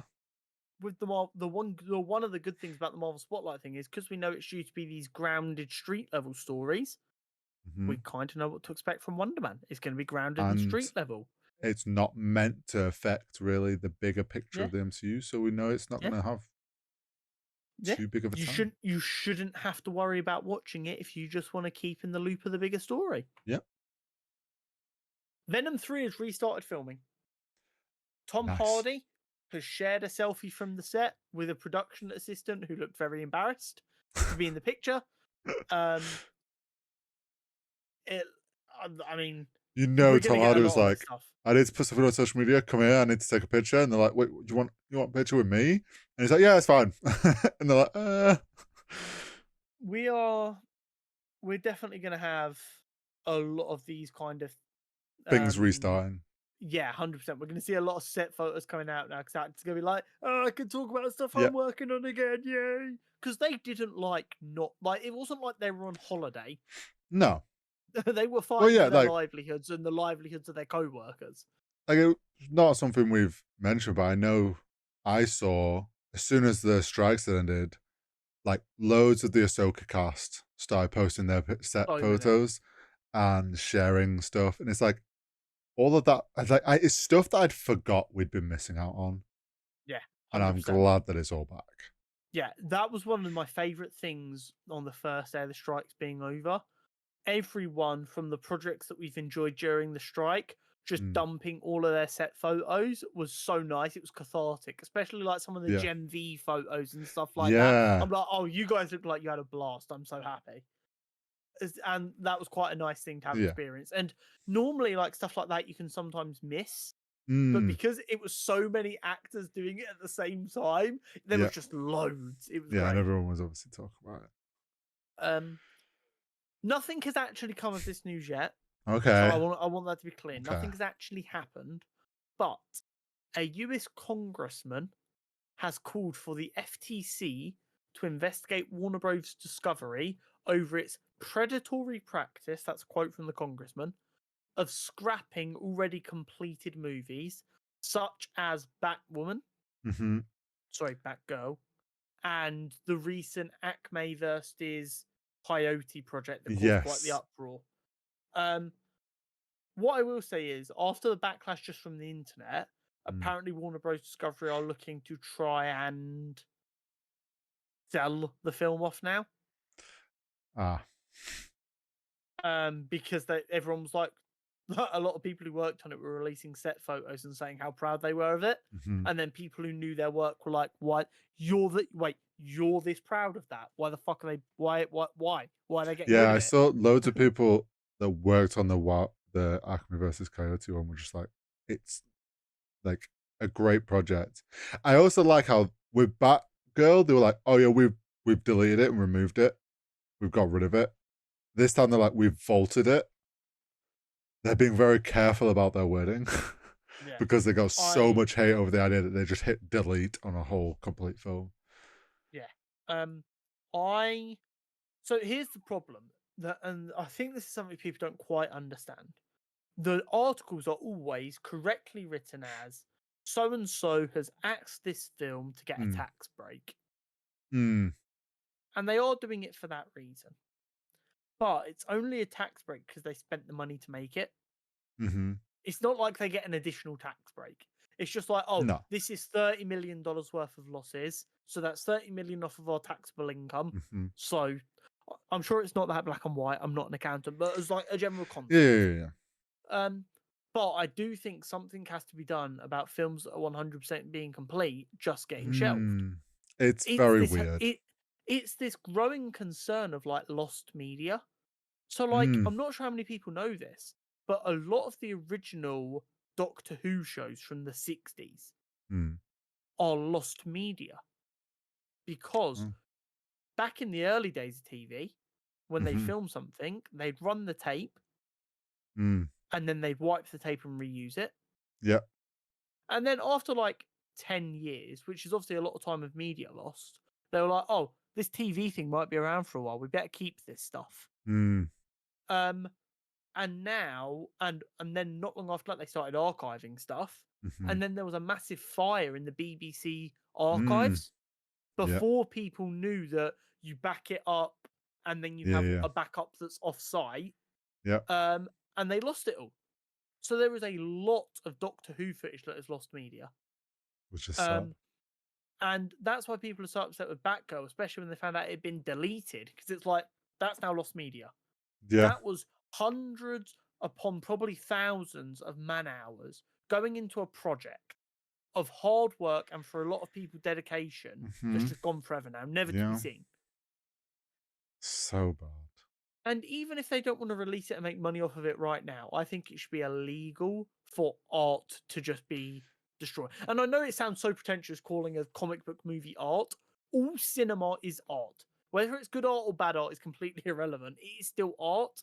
And the notion that some faceless corporate arsehole CEO Mm. can just go, no, deleted, is abhorrent There to me. should be there, it's a shame, and I know this would never happen. There should be something in like the contracts of the director or writers or something that like if something is vaulted, is not never initially released and gets vaulted and doesn't get released within like X amount of years, all the rights go to the people that made it.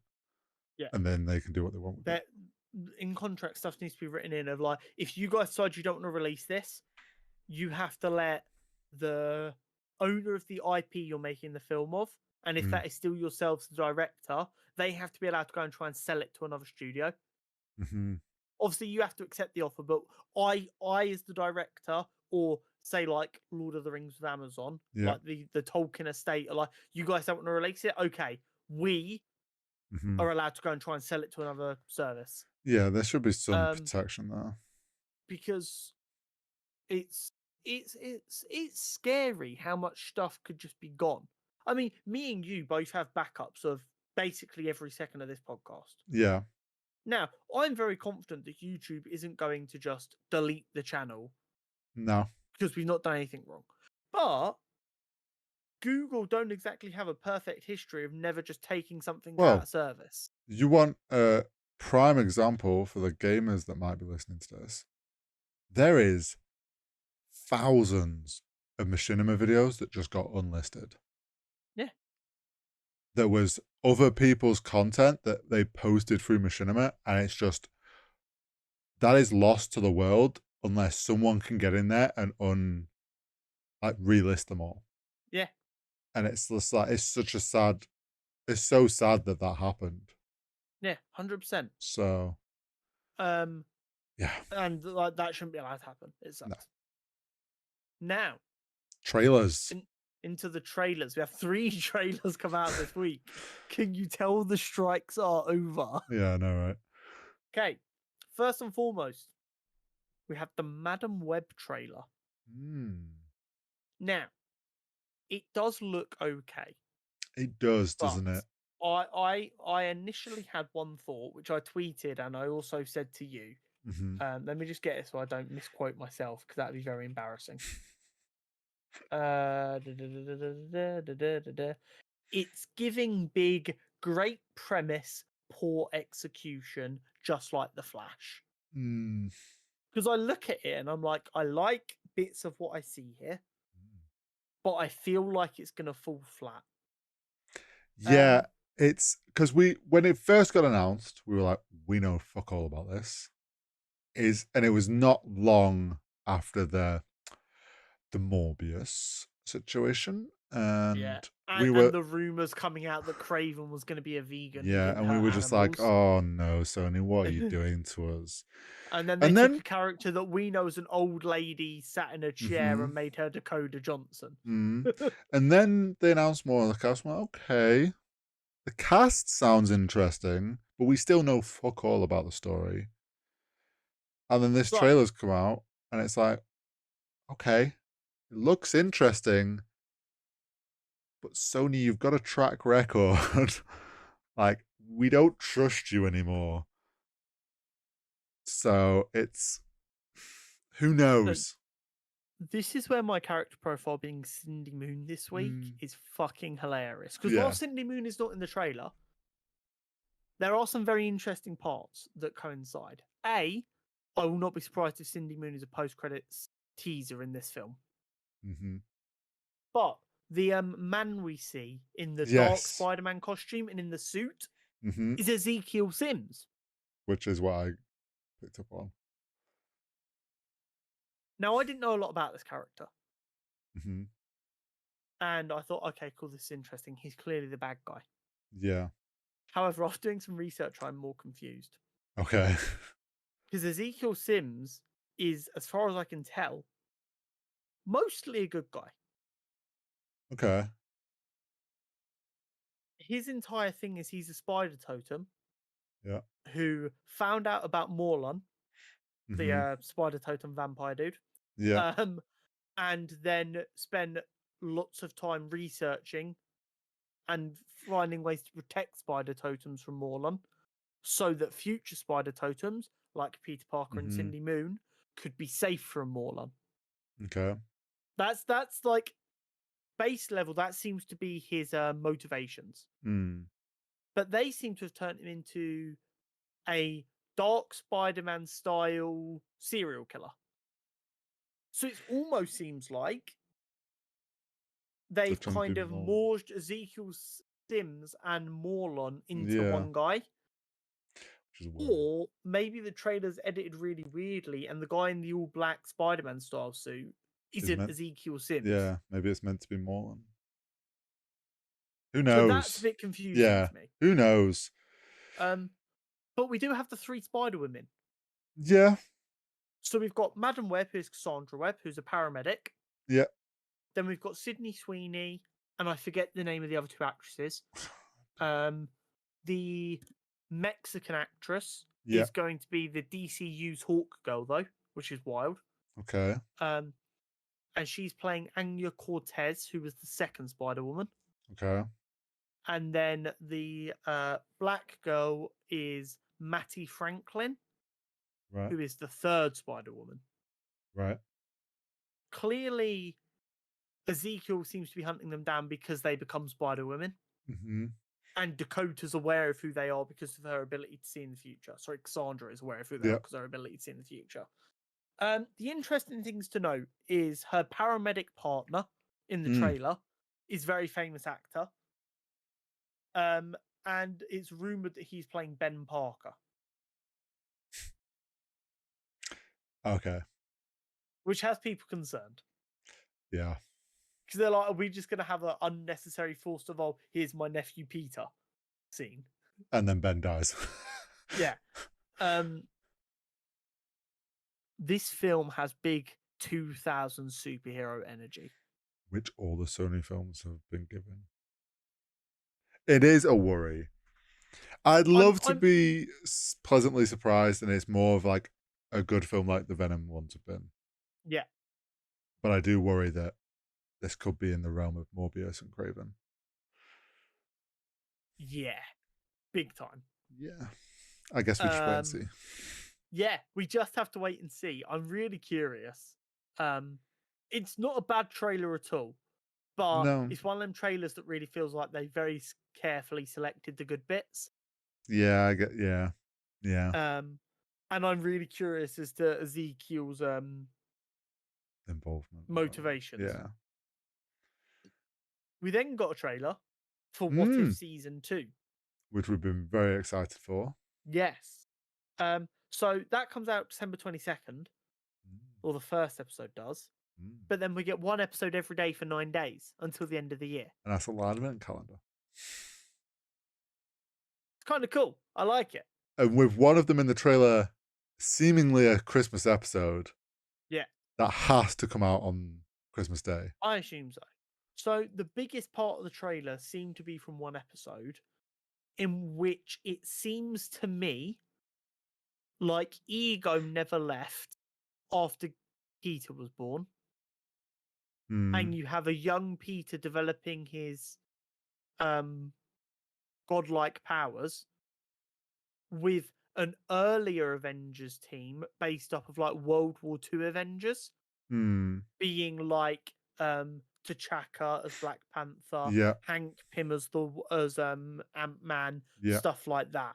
But it seems to be set like in the 70s, maybe the 80s, where Peter Quill was a bit younger, Mm-hmm. Ego never left, and they're trying to stop Ego from taking over the world. Yeah. A lot of the trailer seems to come from that episode. Yeah. Which is probably going to be the first one. Yeah. We got a bit of a tease from the episode that was scrapped from season 1 of Tony and Gamora on Scar instead of Bruce. Yeah. And they had like their roller derby with like Jeff Yeah. Goldblum's character. Me and you really enjoyed the first season of What If. Yeah. It was fun. I don't think it needed to be as interconnected as it was. I think it could have just been 9 one-shots. But Yeah. I didn't dislike them making it a bigger thing. Yeah.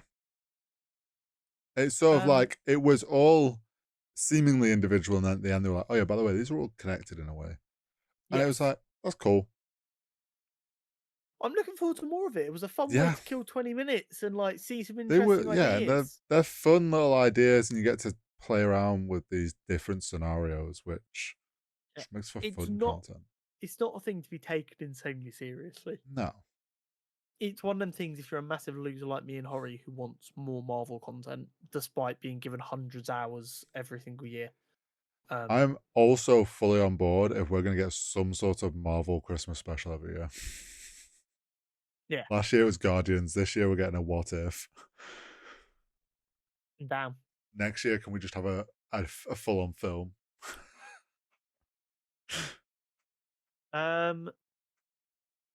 Then Percy Jackson. finally got Percy Jackson We trailer. did. Now we still haven't even like really discussed if like when it comes out we're going to cover this, but I've said that depending on how it looks, I'd be interested to potentially cover it. And I saw the trailer was due to come out. I was like, I'll give it a watch.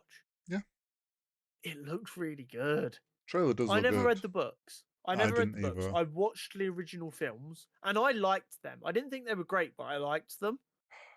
I don't know if I saw the original films properly. I don't think I did. I think it's going to be fun. I don't know if it's going to be any good. I'm definitely going to watch the first episode, and if I don't hate it, I'll watch the second one, and then we'll see where it goes. If they hold on to me for the whole series, sweet. But I do like that they've got a legitimately like 12, 13-year-old cast this time. Yeah, because it makes the book it makes the story a lot rawer than doing what Hollywood did for the first bunch of films, which was a bunch of 18-year-olds they're claiming are 15. Yeah, they're doing it properly in a way. So Yeah, it should be because they interesting. got Rick Riordan who wrote it to actually work with them Oh, this time, yeah. instead of just paying for the IP and then telling him to get the fuck out. Yeah. So yeah. Then we got some massive casting news, which I'm double checking right now. I don't think we've had any 100% confirmation or this is bullshit yet.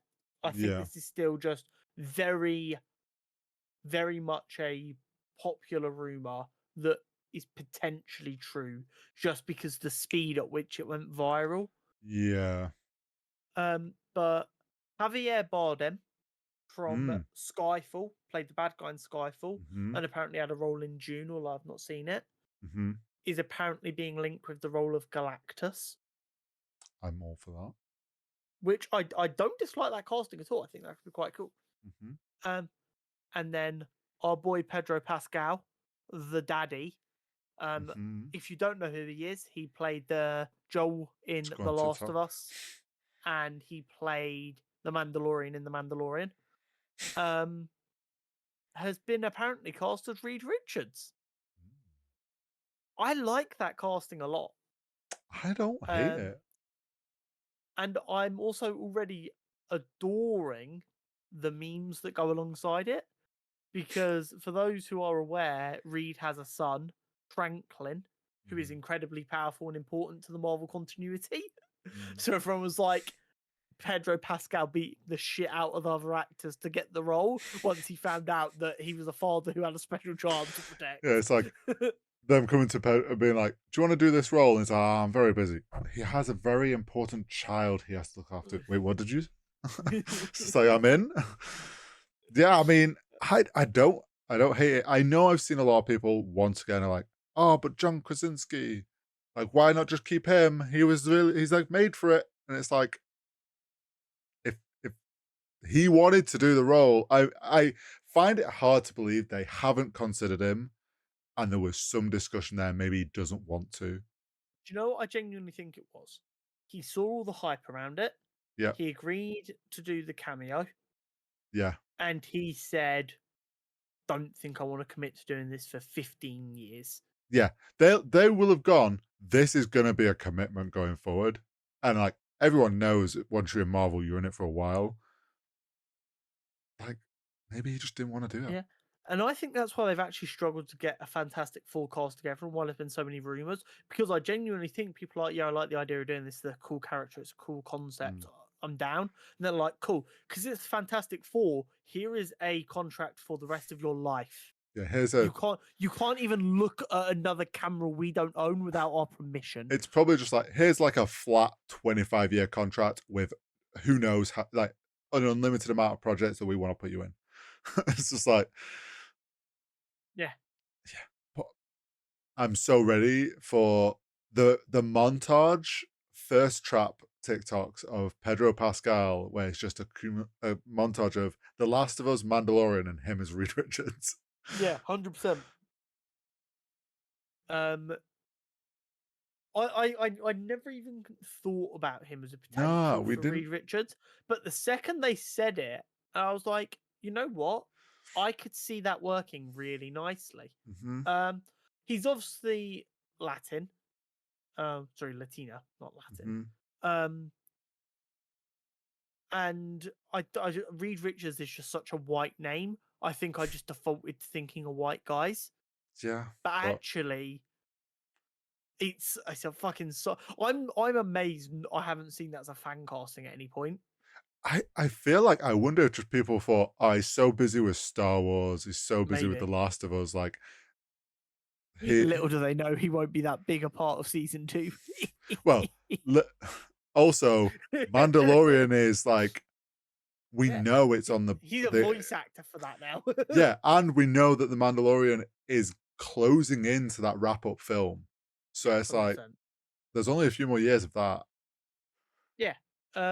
I'm really excited. And I think it gives a lot of validity to the rumors that they've signed on, because they haven't been a fan cast. Yes.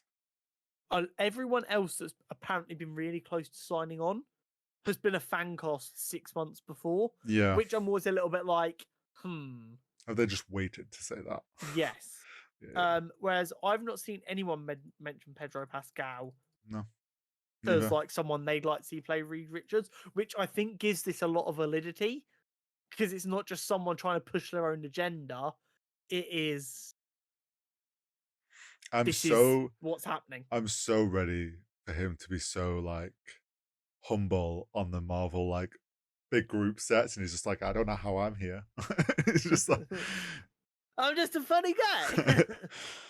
it's gonna be good. But yeah, and that is finally it for our news this week. Yeah, there was a lot. There was so much to discuss. Now it's time for the Content Championship. It is.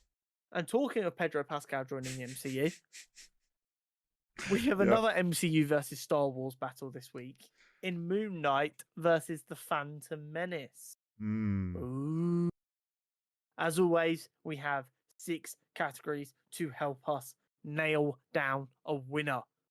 Yes. We have personal relevance, how well it has aged, the rewatchability, the story, the acting, and the cinematography / general visuals. Yes. Would you like to get started? Well, Moon Knight. Then I thought you were just going to go, no. Moon Knight is still very new. I mean, it was a new character to me and was one of the earlier-ish MCU shows. It's not... It's part of the podcast. It was one of the shows that we've covered. It's very cool. It's been in the growth of the MCU over the past couple of years. But then you got Phantom Menace. And Phantom Menace is my generation's set of Star Wars films. You're going to call me old. Stop. I can just see it on your face. I didn't say a word. I can see it on your face.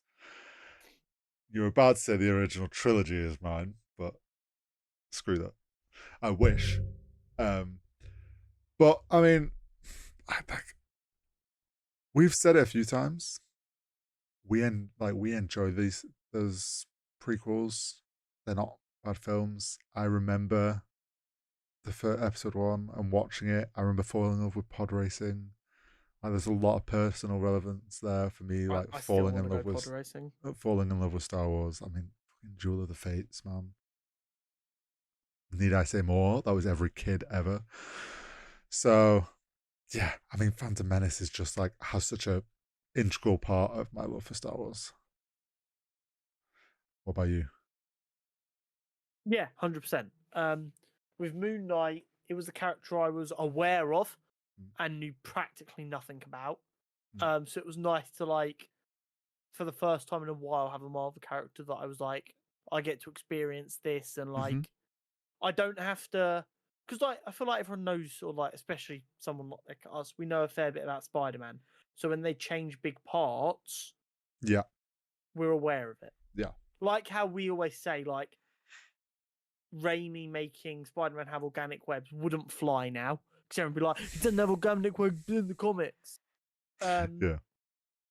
I didn't have any of that preconception going there. I was like, show me something. Oh yeah. But yeah, the prequels are my trilogy that I grew up with. And it was great. It was very much like the proof of every trilogy has its own generation. And the generation before hates the next generation's trilogy. Yeah. And then eventually they grow up and they realize, it wasn't that bad. It just wasn't what I grew up with, so I hated it. And it's been nice recently to see actors who didn't get enough love during it, like Hayden Christensen, get a chance to come back and now be able to feel that love. Yes. So I think, like, it's Star Wars. It's Star Wars that I grew up with. It's my Star Wars. So of course it's always going to have a very special part in my nerdy old heart. How well it's aged. I feel like Phantom Menace has aged well. I think as people have got older and more Star Wars stuff has come out, people have come to go, okay, the prequels weren't that bad. Like, they had their quirks, but like you say, characters that like Anakin, or played by Hayden Christian, have got their chance now. They've aged better. People enjoyed that character more. We got things like the Duel of the Fates and Darth Maul, and people love those characters in those moments. So I think overall it's aged quite well. Moon Knight, I think, is still kind of too soon. I think looking back on it, it's of the MCU shows, it's aged well. But then you could also say now after Loki, they could have done better. Like now we know what they can do. It's like, well, could it have been done better? I still think it's still very new though to call on Moon Knight. So it's interesting. I've always been very clear that I am a very reactionary person, and Mm. I always need like 6 months before I can really trust my opinion on something. Mm. We've had about 18 for Moon Knight now. Yeah. I do still think overall it's too early to tell how well it's aged. But the longer I sit with it, the more the finale winds me up with how rushed it was. Yeah. And I know it is not just one episode for me to par the whole thing with, but when you're telling a story Mm. and the ending of the story isn't good enough, it tars the whole story. Just like the Yeah. reason everyone's like, oh, Game of Thrones was so great and the last season ruined it. Yes. And people's and now if you mention Game of Thrones to someone, they don't go, oh, I love the first 7 seasons. They go, oh, the 8th season was so bad. It's just the way the human brain is wired, it fixates on the little bits it wasn't happy with, which is why we're all deeply unhappy people. And while I agree for the most part, Moon Knight is too early to tell, the more I sit with it, the less happy I am with that ending. Yeah, that's fair. Whereas Phantom Menace is only aged better because it was so hated the second it came out, and it's only got more love over time. Like, there's no other way to look at it. Yeah. Objectively, it has aged well because it's gone from being the worst Star Wars film to everyone's like, that's my fucking goat. That's my goat. I mean, when the prequel came out, they said it was the worst ever Star Wars film. People hated it for no reason, just because it was the first Star Wars film after the original trilogy. It took them 10 years to realize Attack of the Clones was far worse. Yeah, it was wild. It's wild that people hate it so much. Yeah, 100%. It just, there always has to be a first film after the one that everyone loved. And I think, unfortunately, a lot of the hate for it was because of that. Attack of the Clones is arse, though. Rewatchability. I think I'd actually rather sit down and watch Phantom Menace, because I know I would. That shadow of a doubt, I would. Yeah, because I know for a fact, although I'm going to then want to watch the rest of Star Wars, at least I'm not going to get to the end of the film and be annoyed of how it ended. Whereas Moon Knight, I'm going to end up reliving that annoyance and remind myself, especially after we've just had Loki, and I'm just going to sit there and be like, it could have been so good. Moon Knight has got basically zero rewatchability for me right now. Although that isn't saying a lot. I don't rewatch stuff. This is true. I, however, have not rewatched The Phantom Menace in a long time, and I've certainly not rewatched it since I watched all the Clone Wars.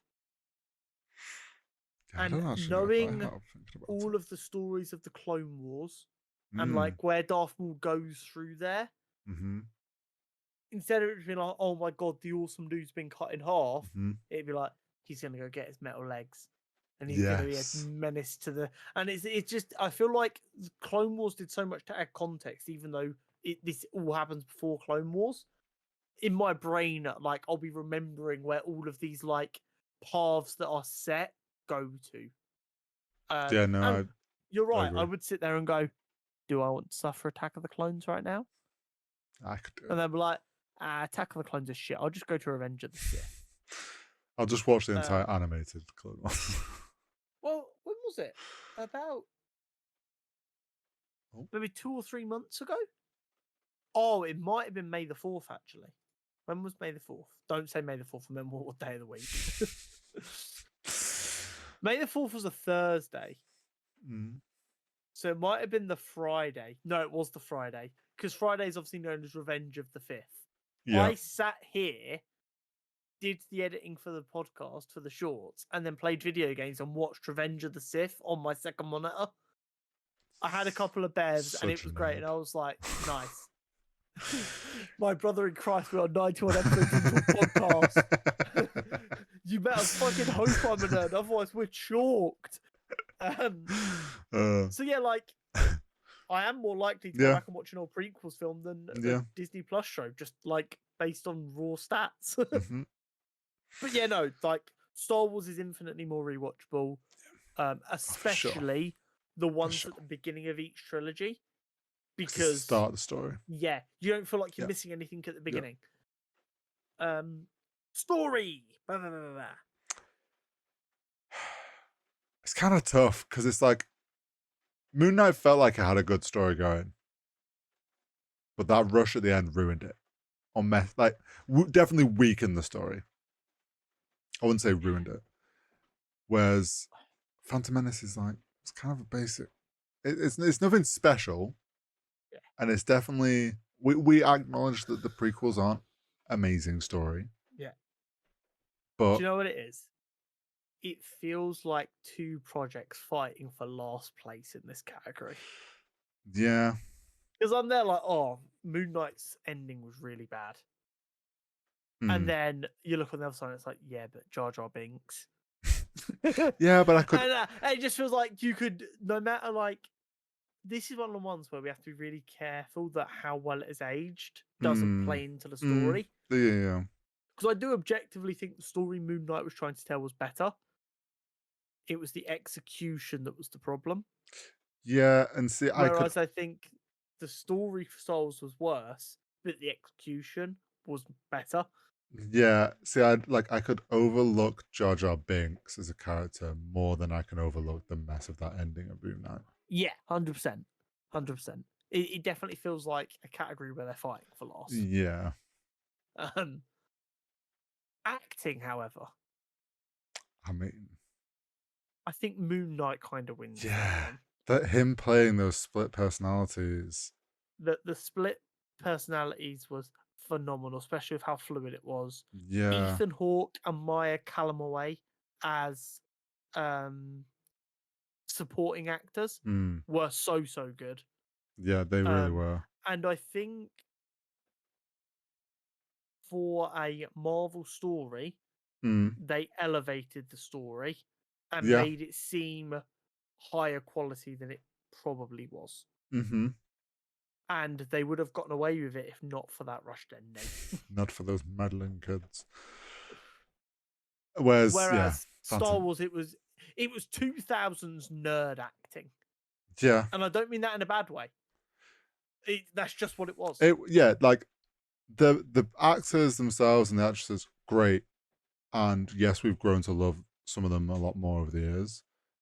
But as you say, it's 2001. Like, the story is basic. They don't necessarily elevate it. George Lucas is a mastermind. However, he does not write the best scripts on planet Earth.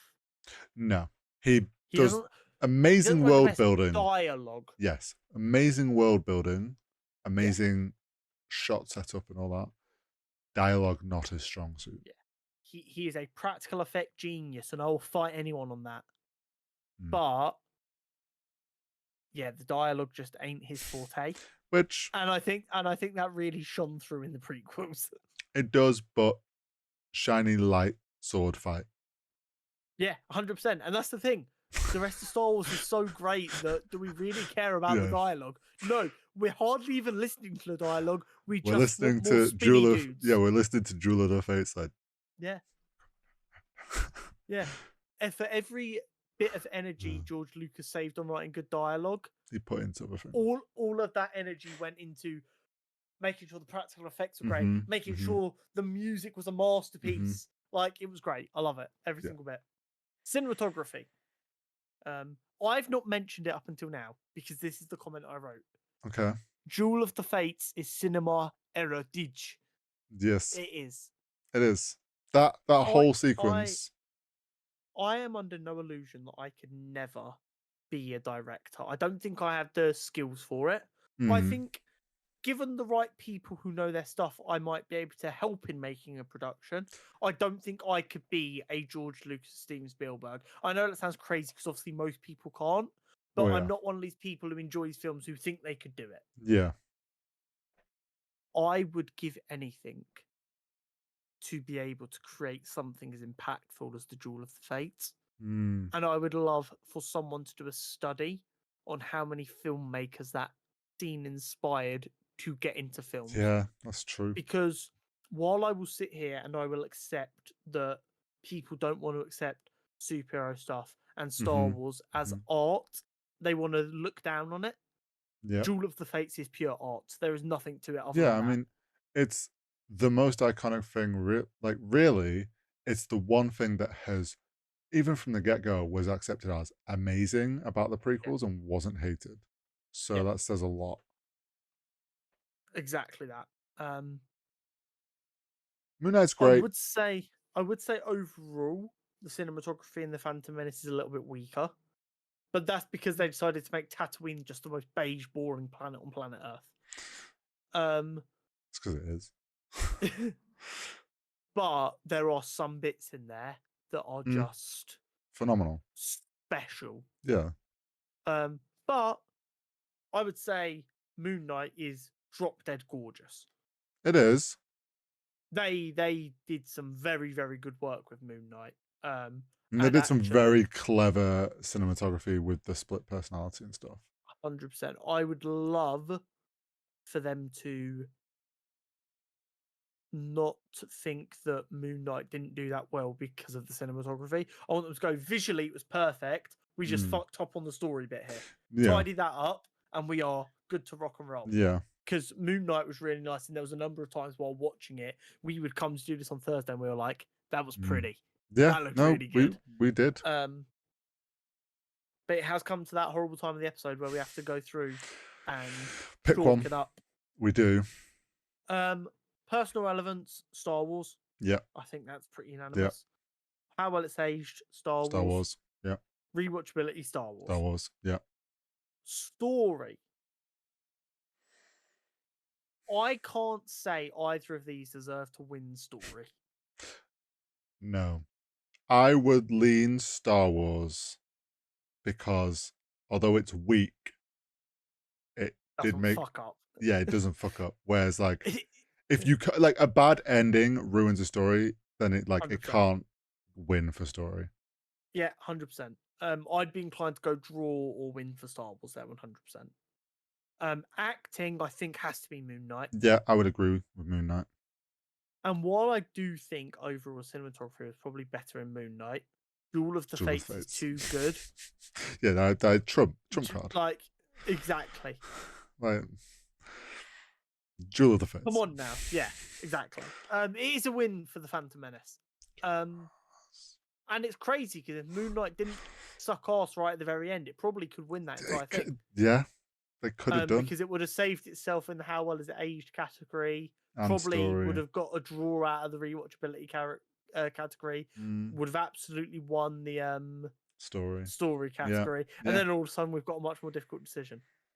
It's a good job we've not got Loki in this bracket. Yeah. But that is the end of round 2 of the bracket. We are now into the quarterfinals. How many are Star Wars? In the quarterfinals, there is a Star Wars project in every single quarterfinal. I'm just going to rebrand us to the Star Wars podcast. And in one of the quarterfinals, there is 2 Star Wars projects. Let's go. The quarterfinals are as follows: Clone Wars versus Harry Potter and the Prisoner of Azkaban. I think we know how that's going. Then we have Andor versus Return of the Jedi. That's a painful one. Then we have Rogue One versus Lord of the Rings, Fellowship of the Rings. What is this? This is going to be brutal. And then we have Captain America Winter Soldier versus the Phantom Menace. Okay. Yeah, these are brutal. We're into the end game now, folks. We are. We are. Um, It's going to be interesting. It will indeed. But that'll be it from us this week. Yeah, it's been a hefty episode.